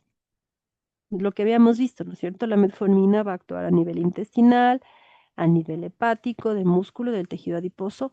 Con esto hace que disminuya la cantidad de glucosa a nivel de sangre. Entonces, a nivel del intestino, disminuye la absorción de glucosa a nivel intestinal, a nivel hepático, disminuye la producción de glucosa, aumenta la sensibilidad de la insulina a nivel del músculo, por lo tanto, mayor ingreso de glucosa a nivel del músculo y también aumenta el uso de glucosa como energía. Tratamiento de primera línea por la eficacia y por su seguridad. También se ha demostrado que reduce los eventos cardiovasculares y mortalidad. Entonces, ¿cuáles son los efectos que tiene? Disminuye la hemoglobina glicosilada entre el 1 al 2%, disminuye la glucosa tanto en ayunas como después de las comidas. Y lo que sí ya se ha evidenciado en los estudios que se han hecho es que tiene un efecto neutro muy leve en el descenso de peso. Ya antes se utilizaba, es un fármaco que se utilizaba para disminución del peso, sin embargo, su efecto es nulo, ¿no? Entonces, es un fármaco que no se lo utiliza para descenso de peso. Ahora tenemos otros fármacos que utilizamos cuando el paciente tiene diabetes tipo 2 y también obesidad, ¿ya? Y el beneficio es que no causa hipoglucemia, ¿ya? Entonces, tampoco provoca aumento del peso, ¿sí? No aumenta la concentración de insulina, entonces provoca una reducción de la hiperinsulinemia basal, ya que aumenta la sensibilidad a la insulina a nivel hepático. Mejora así el perfil lipídico al disminuir triglicéridos y el LDL, por lo tanto mejora la dislipidemia heterogénica de los pacientes con diabetes y también mejora factores de riesgo a nivel vascular, como la agregación plaquetaria, la fibrinólisis y los marcadores inflamatorios. Recordemos que la diabetes, al igual que la obesidad, son patologías que provocan un proceso inflamatorio crónico. Al provocar esto, reduce los eventos a nivel aterosclerótico, ¿no es cierto? Entonces disminuye la trombosis y disminuye la aterosclerosis. Efectos adversos, el principal efecto adverso que prácticamente todos ustedes han de haber escuchado son los efectos a nivel gastrointestinal, ¿no es cierto? Entonces, que el paciente presenta dolor abdominal, náusea, ¿sí? Generalmente estos efectos se disminuyen iniciando con dosis bajas y titulando la dosis, ¿sí?, de acuerdo a la tolerancia del paciente. Y también se puede usar los de liberación prolongada o haciendo que el paciente se tome esta medicación después de las comidas o entre las comidas, ¿ya? El déficit de vitamina B12, que ya se produce 4 años posterior al uso de la metformina, que siempre hay que hacer un control, debido a que también está asociada este déficit a neuropatía periférica, ¿sí? Y la acidosis láctica, que es muy raro y que generalmente por eso es que se suspende este medicamento durante la hospitalización en caso de que el paciente vaya a requerir estudios contrastados, ¿no? Entonces se puede producir en pacientes con insuficiencia renal en estadio 4 o 5, que tienen una insuficiencia aguda, pacientes de edad avanzada con el uso de contraste, en pacientes con insuficiencia cardíaca congestiva aguda descompensada, que son situaciones que se provocan hipoxemia. Entonces ahí hay mayor riesgo de acidosis láctica, consumo excesivo de alcohol y pacientes con insuficiencia hepática. La dosis con la que nosotros iniciamos la metformina va a ser de 500 miligramos, dependiendo, ¿no?, de los valores de glucosa, una vez al día, 2 veces al día u 850 miligramos una vez al día. Vamos incrementando la dosis de acuerdo a los controles de la glucosa, con una dosis máxima, ¿sí?, de la metformina de 850 miligramos 3 veces al día, que sería 2.550 miligramos. Sin embargo, la dosis máxima efectiva, ¿sí?, va a ser de 2.000 miligramos al día. Tiene una duración de acción de 8 a 12 horas y se elimina a las 12 horas por vía renal. Por eso es que su dosis se modifica en los pacientes con enfermedad renal crónica. Lo que se recomienda, ¿no es cierto?, administrarse con las comidas para disminuir los efectos adversos gastrointestinales. Sin embargo, si nosotros tenemos un paciente que tiene valores de glucosa postprandial elevados, la recomendación es que la metformina debería ser administrada 30 o 60 minutos antes de la comida. Contraindicada a pacientes con enfermedad renal crónica y en estadio 3, ya menos de 3, menos de 30 el filtrado glomerular. Entonces, si tenemos un paciente con un filtrado menos de 45, no suspendemos la metformina, pero disminuimos su dosis a la mitad. Y si este paciente tiene un filtrado glomerular menos de 30, suspendemos metformina. Insuficiencia hepática severa, ¿no es cierto? Cirrosis, un CHELPUG-B o C, ¿sí? Ya que puede provocar una acidosis láctica. Las glitazonas, ¿qué es lo que hacen las glitazonas? Rosiglitazona, pioglitazona, igual, ¿no es cierto? Incrementan la utilización de glucosa a nivel tejido adiposo e incrementan la sensibilidad a nivel muscular. Prácticamente tienen el mismo mecanismo de acción de las biguanidas, ¿no es cierto? Entonces, ¿cómo lo hacen? Al activar el receptor PPARY, sí, que modifica la transcripción de los genes que están implicados en el metabolismo de la glucosa y de los lípidos. Entonces, disminuye la producción hepática de glucosa. También aumenta el HDL, disminuye los triglicéridos, disminuye la grasa abdominal, también actúa a nivel de la glucosa en ayunas y postprandial, y se ha evidenciado una disminución de la hemoglobina glicosilada entre 1 y 1.5% y tampoco producen hipoglucemia, a diferencia de los secretagogos. Efectos adversos, sí, sobre todo a nivel cardiovascular. Entonces son fármacos que si el paciente tiene antecedentes de insuficiencia cardíaca, no los podemos utilizar, ya que lo que va a provocar es una retención de líquidos y por lo tanto el aumento de peso, que va a ser de 4 a 5 kilogramos, ¿ya? El riesgo cardiovascular por retención de líquidos sobre todo se evidenció en los pacientes que estaban en tratamiento con rosiglitazona, incrementa, ¿no es cierto?, riesgo de insuficiencia cardíaca y de infarto agudo de miocardio. Puede haber riesgo de fracturas a nivel óseo, ¿sí? Porque disminuye la densidad mineral ósea, y el riesgo de cáncer de vejiga con la pioglitazona. Entonces, realmente estos efectos adversos que tienen limitan su uso. Sin embargo, pioglitazona recomendada en pacientes con diabetes tipo 2 y esteatosis hepática o hígado graso secundario a disfunción metabólica. Dosis de la pioglitazona, 15 a 30 miligramos día, hasta 45 miligramos al día, contraindicado, ¿no es cierto?, insuficiencia cardíaca, enfermedad renal crónica con filtrado menos de 30, cáncer de vejiga y enfermedad hepática, igual, no cirrosis, CHELB o C. Las sulfonilurias, bueno, estas sulfonilurias lo que hacen va a actuar directamente sobre el páncreas porque estimulan la secreción de insulina por las células beta del páncreas, ¿no es cierto? Entonces, ¿qué van a hacer? Actúan a nivel de los canales de potasio ATP. Entonces, cierran estos canales en las células beta del páncreas, lo que provoca entrada de calcio y liberación de insulina. Reducen la depuración hepática de insulina y también disminuyen la secreción de glucagón, ¿sí? Entonces, puede también actuar disminuyendo o mejorando la sensibilidad de la insulina. Disminuye la hemoglobina glicosilada entre el 1 al 2%, efecto neutro sobre los lípidos. También disminuyen la glucosa en ayuno y postprandial. Se toman 30 minutos antes de las comidas, ¿sí? Entonces, ¿cuáles van a ser? Bueno, tenemos las de primera generación y las de segunda generación. Las de primera generación, la clorpropamida y la glibenclamida, y a las de segunda generación, glimepirida, glicacida, ¿ya? Entonces, las de primera generación está evidenciado que producen mayor efectos adversos en relación a hipoglucemia. Recordemos que las sulfonilurias provocan liberación de insulina independientemente de los alimentos, a diferencia de los fármacos incretínicos. Glibenclamida cada vez menos usada, ¿no es cierto? Su dosis de 5 miligramos, ¿sí?, que puede ser una o 5 miligramos cada 12 a 8 horas al día, con un máximo de 20 miligramos. La glimepirida, sí, empezamos con 2 miligramos una vez al día, una dosis máxima de 8 miligramos, y la glicacida, sí, que puede ser, bueno, la MR, 30 miligramos y hasta 120 miligramos al día.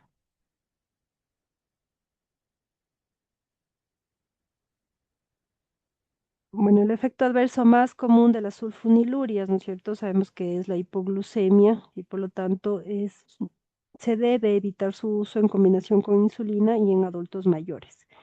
Efectos cardiovasculares, aumenta el riesgo de infarto de miocardio, de accidente cerebrovascular isquémico y también se debe evitar en los pacientes que ya han tenido un infarto agudo de miocardio, ya que disminuye el preacondicionamiento cardíaco, pueden provocar un aumento de peso porque hay mayor secreción de insulina. Y bueno, puede haber otros efectos, mareos, temblores, somnolencia, diaforesis, alteración a nivel hepático y hematológico también. Y contraindicado en enfermedad renal crónica, si tienen un filtrado glomerular menos de 50, suspendan las sulfonilurias, incrementan los efectos adversos. Pacientes con insuficiencia cardíaca, ¿sí? Que pueden exacerbar los síntomas a nivel cardíaco, pacientes con riesgo de hipoglucemia y en el embarazo la única que se podría utilizar, que es categoría B, es la glibenclamida.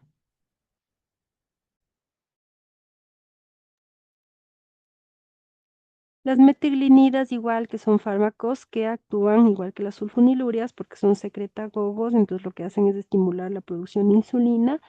Tiene un inicio de acción rápido y corta duración, por lo tanto su dosis tiene que ser más frecuente, ¿sí? Ya que inician a los 15 minutos a actuar y su pico es a los 60 minutos y duran de 3 a 4 horas. Menor reducción de la hemoglobina glicosilada en relación a las sulfonilurias entre 0.17 y 1.1%. Tienen control sobre la glucosa postprandial y no están recomendadas como monoterapia. ¿Cuáles van a ser estos fármacos? Tenemos la repaglinida y la natiglinida. Si su dosis, si tiene ya una enfermedad renal crónica, no se utiliza. Ya de la repaglinida, 0.5, 2 miligramos cada 6-8 horas. Y nateglinida, 60, 180 miligramos cada 8 horas. ¿Sí? Cada vez menos utilizadas, ¿no? Efectos adversos, igual que las sulfonilurias, la hipoglucemia, ¿sí? Y generalmente son útiles en aquellos pacientes que son diagnosticados de diabetes tipo 2 con una glucosa postprandial elevada, prácticamente con glucosa en ayunas no tan elevadas, ¿no? Normales, ¿ya?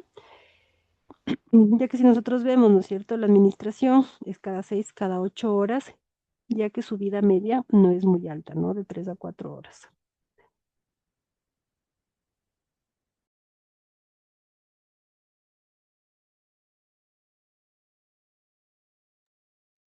Perdón, bueno, las incretinas, bueno, los fármacos incretinos lo que hacen es, tienen varias funciones dependiendo cuál se utilice. Lo que hacen es incrementar la síntesis de insulina, pero dependiendo de la comida, del alimento. ¿Ya? Entonces, tenemos los alimentos, ingerimos los alimentos y esto provoca, ¿sí? Que se generen o se produzcan las incretinas. Y en este caso sería el GLP-1 y el GIP. ¿Ya? Entonces, tenemos, ¿no es cierto?, los inhibidores de PP4 y los agonistas GLP-1. Las incretinas, de forma normal, fisiológica, ¿qué es lo que hacen? Van a actuar a nivel del páncreas. Una es que estimulan a las células beta para que secrete insulina, por lo tanto, captación de glucosa a nivel de músculo. Y otra es que inhiben también la producción de glucagón por las células alfa, lo que hace que haya una menor producción de glucosa a nivel hepático. Por lo tanto, estas dos acciones van a disminuir los valores de glucosa en sangre. Es lo que pasa normalmente. ¿Ya? Entonces, ¿cuáles van a ser estas incretinas? Nosotros tenemos los GLP-1, los GIB y también los que actúan como incretinas, que son los agonistas, los IDPP4. ¿Ya? Entonces, aparte de este efecto que tiene sobre el páncreas, también tenemos que van a tener efectos a nivel gástrico y a nivel cerebral. ¿Ya? Entonces, a nivel gástrico, lo que hace va a disminuir o a reducir la velocidad del vaciamiento gástrico, por lo tanto el paciente va a tener mayor sensación de saciedad durante mayor tiempo. Y a nivel central o cerebral lo que hace es promover la saciedad y reducir el apetito, por lo tanto disminuye esta ingesta, disminuye el peso. ¿Ya? Por eso es que también son fármacos que se utilizan para el tratamiento de la obesidad, ya que tiene un efecto anorexigénico. ¿Sí?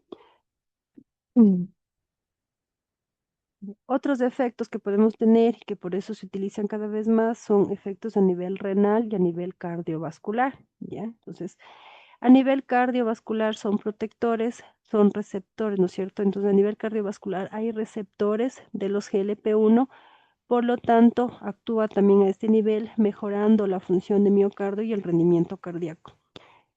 Y también tienen efectos, o se ha estudiado sus efectos a nivel de la estetosis hepática, sobre todo de la semaglutide, que va a tener un efecto directo sobre los hepatocitos, mejorando o disminuyendo la esteatosis. Los inhibidores de la DPP4, entonces, ¿cómo actúan? Ya nosotros tenemos, ¿no es cierto?, que cuando ingerimos alimentos, bueno, a nivel intestinal se liberan las incretinas, sin embargo, también se van a liberar las enzimas de PP4. Las de PP4 son las encargadas de degradar las incretinas, ¿ya? Al utilizar un inhibidor, ¿sí?, de estas enzimas, lo que hace es bloquearlas y no permite que las incretinas se degraden. Por lo tanto, actúa a nivel pancreático, ¿sí?, provocando estas funciones que ya revisamos, ¿no es cierto? A nivel de las células beta, producción de insulina, y a nivel de las células alfa, inhibe la producción de glucagón, disminuyendo así la glucosa. Sin embargo, estos inhibidores de PP4 no tienen las otras acciones extrapancreáticas de los agonistas GLP-1 y de los GLP. Reducen la hemoglobina glicosilada entre el 0.5 al 0.9%. Reducen la hemoglobina glicosilada del 0.5 al 0.9%. Por lo tanto, disminuyen también la glucosa en ayunas y la postprandial. No tienen tampoco efecto sobre el peso, por lo que ya les había mencionado, y tampoco producen hipoglucemia, ya que la secreción de insulina es dependiente de los alimentos. Efectos adversos depende de los fármacos. Sí, tenemos cuáles van a ser estos IDPP4, sitagliptina, saxagliptina, vildagliptina, linagliptina y alogliptina. ¿Ya? Pueden haber diferentes efectos adversos, ¿no es cierto? Cefalea, estreñimiento, mareo. La hipoglucemia es muy rara en estos pacientes, ya que tener en cuenta que la secreción de insulina es dependiente de los alimentos, a diferencia de las sulfonilurias, que es independiente de los alimentos, ¿sí? La dosis sí va a depender del filtrado glomerular. Prácticamente el único que nosotros podemos utilizar con la misma dosis hasta pacientes que están en diálisis va a ser la linagliptina, que su dosis es de 5 miligramos día.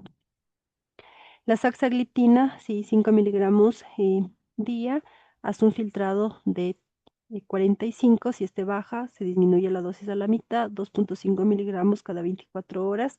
Y en diálisis no está recomendado. Sitagliptina, 100 miligramos cada 24 horas, si menos de 45, 50, y menos de 30, 25. Y la vildagliptina, 50 miligramos cada 12, menos de 45, 50 miligramos al día, ¿sí? Los agonistas GLP-1, bueno, igual son agonistas, ya que tienen el efecto igual que los GLP-1, ¿sí? También reducen la hemoglobina glicosilada sin riesgo de hipoglucemia, ya que igual el aumento de insulina, de la secreción de insulina, es independientemente de los alimentos. Y al tener todos estos efectos extrapancreáticos, también lo que va a hacer es disminuir el peso. Al disminuir el peso también hace que el paciente mejore metabólicamente, disminuyendo la presión arterial, los valores de glucosa y también los valores de lípidos, y lo que hace al disminuir el peso, también disminuir si hay una enfermedad hepática metabólica, ¿no? ¿Cuáles son estos fármacos? Bueno, tenemos algunos fármacos, sí, dulaglutide, exenatide, liraglutide, lissenatide, semaglutide. ¿Cuáles son los que disponemos aquí? Sí, vamos a tener liraglutide, que sí tenemos la dosis, que es para pacientes con, bueno, aquí tenemos la dosis que es para pacientes con obesidad, que es una dosis de hasta 3 miligramos día. Sin embargo, para pacientes con diabetes se utiliza hasta una dosis de 1.8 miligramos al día, siempre empezando con la dosis más baja, que es de 0.6 miligramos subcutáneo al día. A la semana valoro, incremento la dosis y,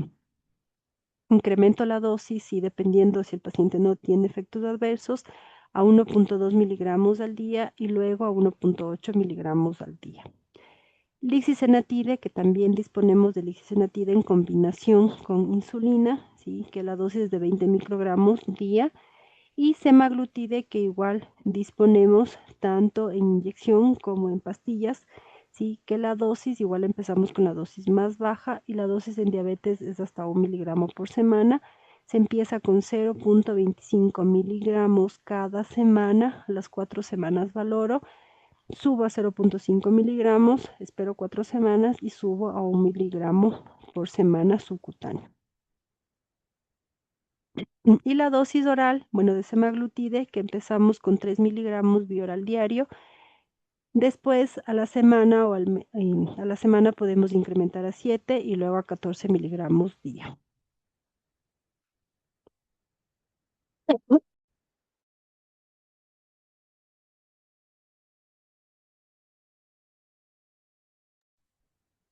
Y bueno, los inhibidores de SGLT2, que lo que van a hacer es inhibir la reabsorción de glucosa a través de los receptores SGLT2, ¿sí? A nivel del túbulo proximal, ya que la reabsorción de glucosa a nivel del túbulo proximal se va a dar en los dos receptores. Sin embargo, el 90% se da a través de los receptores de SGLT2 y solo el 10% en los receptores del SGLT1.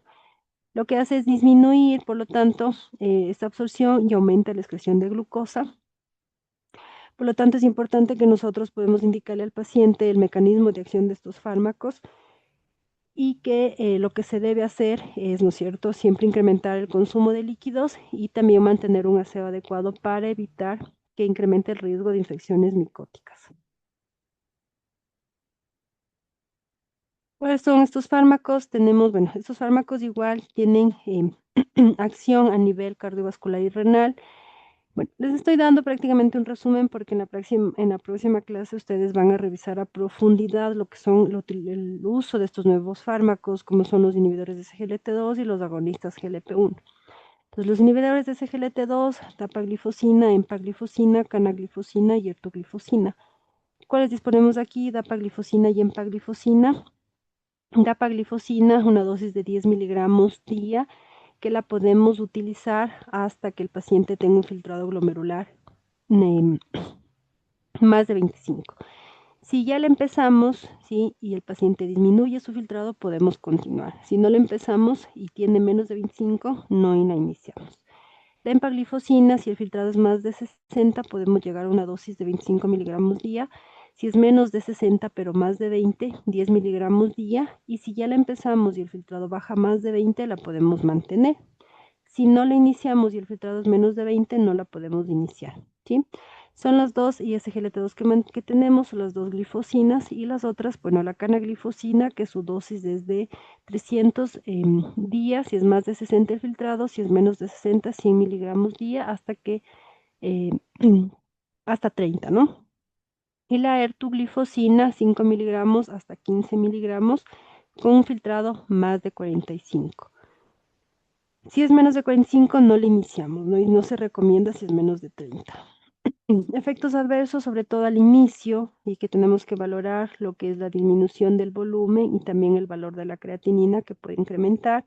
Entonces va a haber una depresión de volumen por la diuresis osmótica, la poliuria que provoca su mecanismo de acción. Entonces el paciente al principio puede tener presión baja, síncope o incluso incrementar los valores de creatinina, y por eso nosotros tenemos que solicitar esta función renal después o en un control cuando iniciamos inhibidores de SGLT2. Infecciones genitourinarias, que las más frecuentes van a ser las micóticas, generalmente son leves, son moderadas. Puede darse al principio del tratamiento, no son recurrentes y generalmente se da en mujeres que ya han tenido antecedentes de micosis o en hombres. Y la cetoacidosis diabética, como ya habíamos revisado, ¿no es cierto? La cetoacidosis diabética euglucémica, que si el paciente presenta cualquier manifestación clínica en relación a una cetoacidosis y esté en tratamiento con un inhibidor SGLT2, a pesar de que tenga valores de glucosa normales, igual realizo el resto de exámenes para descartar una cetoacidosis de euglucemia.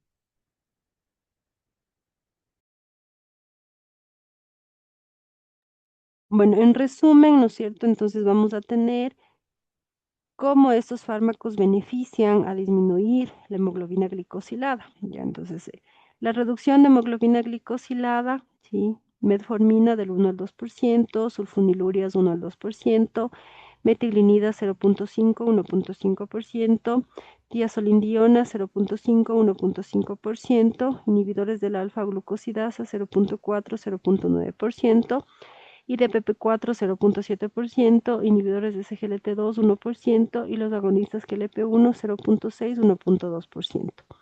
Riesgo de hipoglucemia prácticamente sulfonilurias y metilinidas. El resto bajo y muy bajo.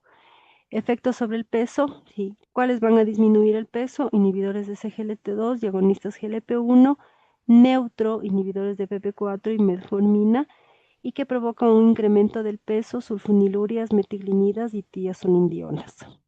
Y efecto protector cardiovascular, inhibidores de GLT2, agonistas GLP1 y metformina.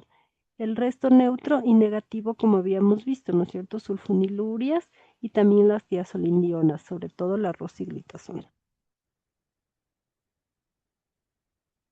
¿Cómo vamos a iniciar el tratamiento? En base al algoritmo, ¿ya? Entonces, en base al algoritmo nosotros podemos iniciar el tratamiento. Entonces, si ya hicimos un diagnóstico de diabetes tipo 2, lo segundo que me tengo que preguntar es, ¿el paciente tiene alguna de estas comorbilidades? Y de acuerdo a la comorbilidad que tenga, iniciar el tratamiento. Si es un paciente que tiene una enfermedad cardiovascular o antecedentes o factores de riesgo de enfermedad cardiovascular aterosclerótica, nuestra primera opción de tratamiento van a ser los agonistas GLP1 o los inhibidores de SGLT2. Si el paciente tiene insuficiencia cardíaca o enfermedad renal crónica, nuestra primera línea de tratamiento son los inhibidores SGLT2. Si luego de que nosotros iniciamos estos fármacos, el paciente persiste con niveles altos de glucosa, no ha llegado a su objetivo terapéutico, podemos ir incrementando otros fármacos de los que ya habíamos mencionado, ¿ya? Entonces podemos ir incrementando los inhibidores de PP4, las sulfonilurias, la metformina, dependiendo de qué fármaco podamos utilizar en cada paciente. Si ya tengo o ya inicié un agonista GLP1, no le puedo añadir un inhibidor de PP4, porque los dos tienen el mismo mecanismo de acción, son fármacos incretínicos. Esto en relación a las comorbilidades, entonces, diabetes tipo 2, entonces valoro factores de riesgo cardiovascular ateroscleróticos, o si ya tuvo un evento cardiovascular aterosclerótico o insuficiencia cardíaca, enfermedad renal crónica. Son las primeras 4 cosas que yo me debo preguntar. Si el paciente tiene alguna de esas 4, yo me dirijo al fármaco de elección de acuerdo a la patología, ¿ya? Si no, me pregunto, ¿el paciente tiene obesidad o solo queremos hacer control glucémico? Si nosotros solo queremos hacer control glucémico, vemos la eficacia de los medicamentos para disminuir la glucosa, ¿ya? Pues, ¿cuáles van a ser los que más eficacia tienen? ¿Sí? Tenemos, ¿sí?, los agonistas GLP1 y los duales, dulaglutide, semaglutide, tirzepatide. Luego tenemos la insulina, luego tenemos insulina con agonistas GLP1 y luego de estos tenemos los agonistas GLP1 que no se mencionaron con anterioridad, metformina, inhibidores de SGLT2, sulfonilurias y tiazolindionas. E intermedio de PP4. Si el paciente tiene obesidad y queremos disminuir el peso, ¿sí?, igual, ¿no es cierto? Lo que hacemos es, el paciente requiere cirugía metabólica o requiere fármacos. Ya, si requiere fármacos, igual, ¿cuáles fármacos actúan para descenso de peso? Como vimos, los agonistas GLP1 y los duales, semaglutide, tirzepatide, luego tenemos dulaglutide, liraglutide y los intermedios, el resto de agonistas GLP1, los inhibidores de SGLT2 y no tienen efecto los inhibidores de PP4 y la metformina. ¿Bien? Entonces, de acuerdo a este algoritmo es como nos vamos a ir manejando, ¿sí?, para darle el tratamiento al paciente. ¿Ya? Entonces, lo mismo, ¿no es cierto? Esa tabla, ¿qué nos va a ayudar? Bueno, nos dice cuándo iniciar solo un fármaco y cuándo iniciar 2 fármacos. ¿Ya? Entonces, si yo tengo un paciente, sí, que tiene una hemoglobina glicosilada más de 6.5, ya tenemos un diagnóstico, ¿no es cierto? O la glucosa basal o la glucosa a las 2 horas de la carga. Si este paciente diagnosticado de diabetes tiene un valor de glicosilada menos de 7.5, puedo darle monoterapia con cualquiera de los fármacos que revisamos dependiendo de las comorbilidades del paciente. Si esta glicosilada está más de 7.5, pero menos de 9, si yo evalúo si requiere una terapia dual, igual de acuerdo a las comorbilidades o una terapia triple. Si el paciente tiene una glicosilada más de 9 con síntomas de hiperglucemia y de catabolismo, insulina. O si tiene una glicosilada más de 10, insulina. ¿Sí? Entonces, este cuadro lo que nos ayuda es a decidir, le doy un fármaco, le doy 2 fármacos, le doy 3 fármacos o le doy insulina. ¿Ya? Y el algoritmo anterior nos ayuda a decidir qué fármaco le doy de acuerdo a las comorbilidades del paciente. ¿Sí? Y bueno, las nuevas opciones que son los agonistas duales, que es la tirzepatida, que lo que tiene son las dos incretinas, ¿no es cierto? El GLP-1 y el GIP. Entonces aumenta la secreción de insulina, reduce el glucagón, la producción, por lo tanto reduce la producción hepática de glucosa, disminuye el vaciamiento gástrico, mejora la sensibilidad de la insulina, disminuye el apetito, aumentando la saciedad. La dosis va a ser de 5, 10 y 15 miligramos, dependiendo de la dosis a la que queramos llegar, siempre iniciando desde la menor dosis, que es de 2.5 miligramos, y cada semana, 4 semanas, y voy incrementando la dosis, ¿no? Igual subcutánea, ¿sí? Entonces, doctores, en relación a esto que hemos revisado, ¿qué fármaco ustedes le iniciarían a nuestro paciente?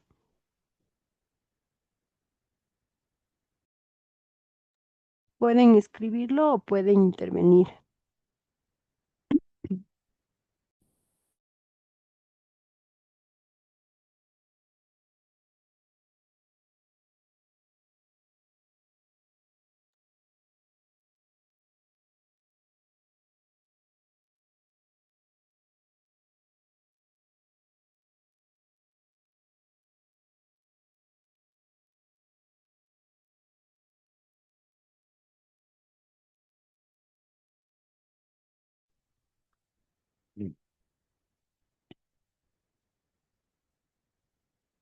Bueno, pueden analizarlo 2 minutitos y si necesito que lo escriban o que lo vayamos tratando entre todos, ¿sí?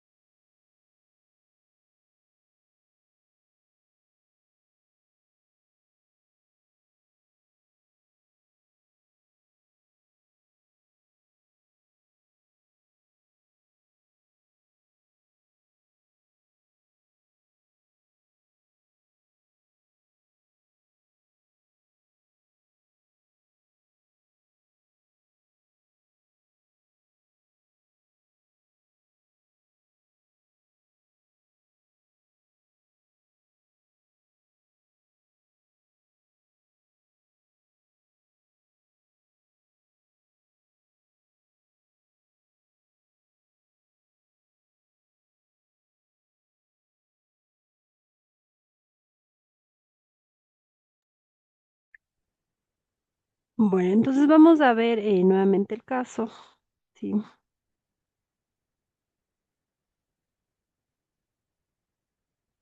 Bueno, entonces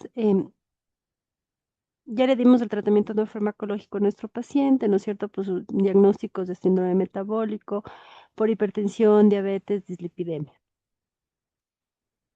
Aparte el paciente, bueno, tenemos que ver, ¿no es cierto? Bueno, tiene un factor de riesgo cardiovascular que es la hipertensión, la dislipidemia, no ha tenido eventos trombóticos, sí, como un infarto o evento cerebrovascular o una enfermedad arterial periférica, pero hay algo, el paciente no tiene enfermedad renal crónica y tampoco tiene insuficiencia cardíaca, ¿ya? Nos vamos al otro lado del algoritmo que dice obesidad, control del peso o solo control glucémico. ¿Qué sería lo ideal en este paciente? Hacer un control del peso, ya que tenemos un paciente con un índice de masa corporal de 32 en relación a una obesidad. Por lo tanto, obesidad más diabetes, ¿no es cierto? Entonces, ¿qué es lo que vamos a elegir en este paciente? Tenemos las opciones que nos indicarían primero los agonistas duales, Luego, los agonistas GLP-1 con mayor potencia para reducción del peso, que es la semaglutide. Luego otros como dulaglutide, liraglutide, ¿sí? Y si no disponemos de estos agonistas GLP-1, ya nuestra otra opción sería los inhibidores de SGLT2. ¿Qué nos podría también ayudar en este paciente? La metformina nos ayudaría. Sí, ¿a qué nos va a ayudar? A disminuir la resistencia a la insulina del paciente, ya que tiene una circunferencia abdominal elevada, entonces ya nos indica que hay una resistencia. Tiene hipertensión también, entonces nos indica que hay una resistencia, ¿ya? ¿Qué fármaco no nos ayudaría en este paciente? Los inhibidores de DPP4, ya que no tiene un efecto sobre el peso y también nos disminuye la hemoglobina glicosilada en un porcentaje muy bajo. La opción en este paciente entonces sería estos fármacos no insulínicos inyectables y también los inhibidores de SGLT2, ya que podríamos utilizarlos en conjunto, ¿no es cierto? Entonces, ¿cómo nos quedaría una prescripción en este paciente? Para el tratamiento farmacológico. En este paciente lo que primero me pregunto es, ¿tiene una enfermedad cardiovascular, cerebrovascular, aterosclerótica? No. ¿Tiene insuficiencia cardíaca? No. ¿Tiene enfermedad renal crónica? No. ¿Ya? Entonces, esta parte del algoritmo descartada. Me voy a la otra parte, ¿no es cierto? ¿Quiero hacer solo control glucémico o quiero también el manejar el peso? En este paciente yo miraría por el manejo del peso. Entonces, como voy a manejar el peso, mis primeras opciones son los agonistas GLP-1, que el más eficaz es la semaglutide, ¿sí? Entonces, que podríamos iniciar, ¿no es cierto? 0.25 miligramos subcutáneo cada semana e incrementar la dosis cada 4 semanas hasta, sí. Bueno, en diabetes, si es 1 miligramo por semana, ¿sí? Y en obesidad se puede llegar hasta 2.4 miligramos por semana.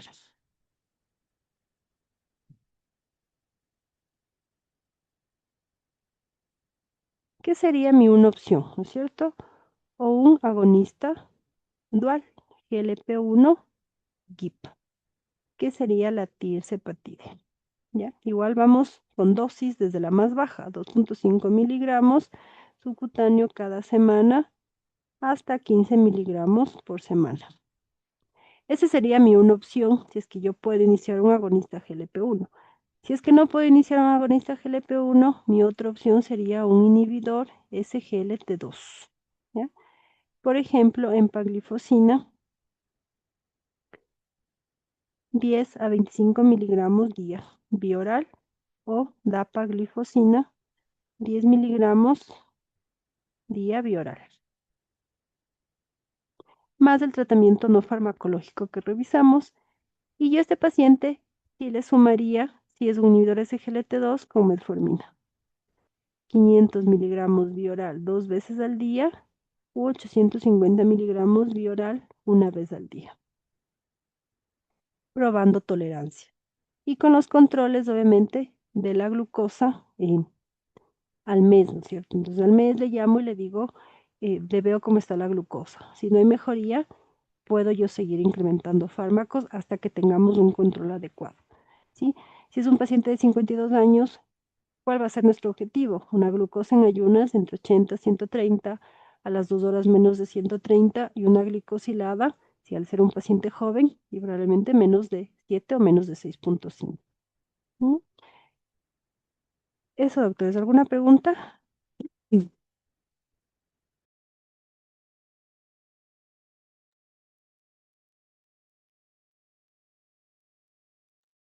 Doctora, al usted decir que, por ejemplo, en este paciente, si el objetivo eh, es obviamente disminuir la glucosa y disminuir el peso, Ujú, usted dijo que se podría combinar, por ejemplo, en el caso de usar la semaglutide, que es una dosis semanal, como la que usted está indicando aquí en la pantallita.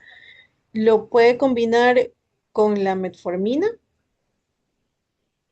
Bueno, en este caso, sí, sí se pueden combinar los fármacos, sobre todo porque este paciente tiene una glicosilada de 8.4. ¿Ya? Entonces, mi objetivo va a ser que baje menos de 7. Entonces, le tengo que bajar 1.4%. Si el paciente sigue las recomendaciones en cuanto a dieta y el ejercicio, yo ya puedo bajarle ahí un porcentaje de glicosilada. Y solo le podría dejar con la semaglutide, porque la semaglutide también me disminuye la resistencia a la insulina, igual que la metformina. ¿Ya? Entonces, si utilizo un agonista GLP-1, sí, yo le podría dejar solo con el agonista GLP-1, ¿sí? Y si ya utilizo un inhibidor SGLT2, yo sí le dejaría con metformina, para que me ayude a reducir la hemoglobina glicosilada.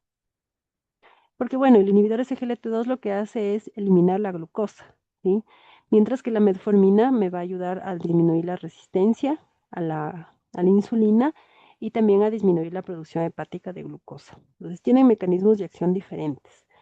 Mientras que la semaglutide, sí, me va a actuar a nivel gástrico, a nivel cerebral, a nivel pancreático y también en el músculo. Entonces, tiene un efecto de acción más amplio. Entonces yo podría intentar solo con la semaglutide. Si yo veo que no hay eficacia, sí, le puedo añadir, ¿no es cierto? Le puedo sumar la metformina o le puedo añadir un inhibidor SGLT2. Con los controles, que obviamente no le vamos a llamar al paciente a los 3 meses, a los 6 meses, sino que al mes de haber iniciado el tratamiento yo ya le tengo que hacer un control. Si no me baja, aumento los fármacos. Y es lo que les decía al inicio, tenemos que evitar lo que es la inercia terapéutica. Ya, ok. Y por ejemplo, si nosotros tenemos un paciente que tiene un índice OMA, o sea, muy elevado, bueno, usted acaba de mencionar aquí que la semaglutide también le ayuda a controlar la resistencia a la insulina, entonces si inicia el tratamiento, en un mes se tendría que hacer también control de OMA, glucosa, todo eso ahí para ver si le está funcionando. Y en el caso de que no le funcione a bajar, o sea, el objetivo esperado, específicamente el índice OMA, como para controlar la resistencia a la insulina, ahí también podríamos agregar el otro medicamento para poder controlarlo. Bueno, los pacientes con diabetes, bueno, en este paciente, ¿no? Ujú. Nosotros, a pesar de no tener el índice HOMA, que es el índice de resistencia a la insulina, nosotros ya podemos diagnosticar resistencia, porque es un paciente que tiene hipertensión, tiene obesidad, ¿sí? Tiene dislipidemia, tiene diabetes, ¿ya? Entonces, prácticamente el índice HOMA no nos ayuda a decidir el tratamiento. Lo que nos ayuda a decidir el tratamiento es los niveles de glucosa. Entonces, no sería necesario pedirle valores de índice HOMA, porque ya sabemos que un paciente con diabetes tiene resistencia a la insulina. ¿En qué nos basamos el tratamiento? Es en los valores de glucosa. Si yo ya tengo un paciente con valores de glucosa, con hemoglobina glicosilada controlada, le mantengo el tratamiento. Si no, sí modifico el tratamiento o incremento las dosis. Pero en sí, en un paciente con diabetes, guiar el tratamiento en relación a un índice HOMA, no hace falta pedirle. El tratamiento es guiado en base a los valores de glucosa y de hemoglobina glicosilada. ¿Qué sí nos va a ayudar Mm. a disminuir esta resistencia a la insulina que tienen los pacientes con diabetes? Es el ejercicio de fuerza, porque vamos a generar músculo. Y sabemos que si tenemos más músculo, va a disminuir su resistencia a la insulina. Y al disminuir la resistencia a la insulina, probablemente disminuya la cantidad de medicamentos que necesita. Mm. Sí, entonces, en este paciente pedirle un índice HOMA, no es necesario. Sabemos que hay resistencia.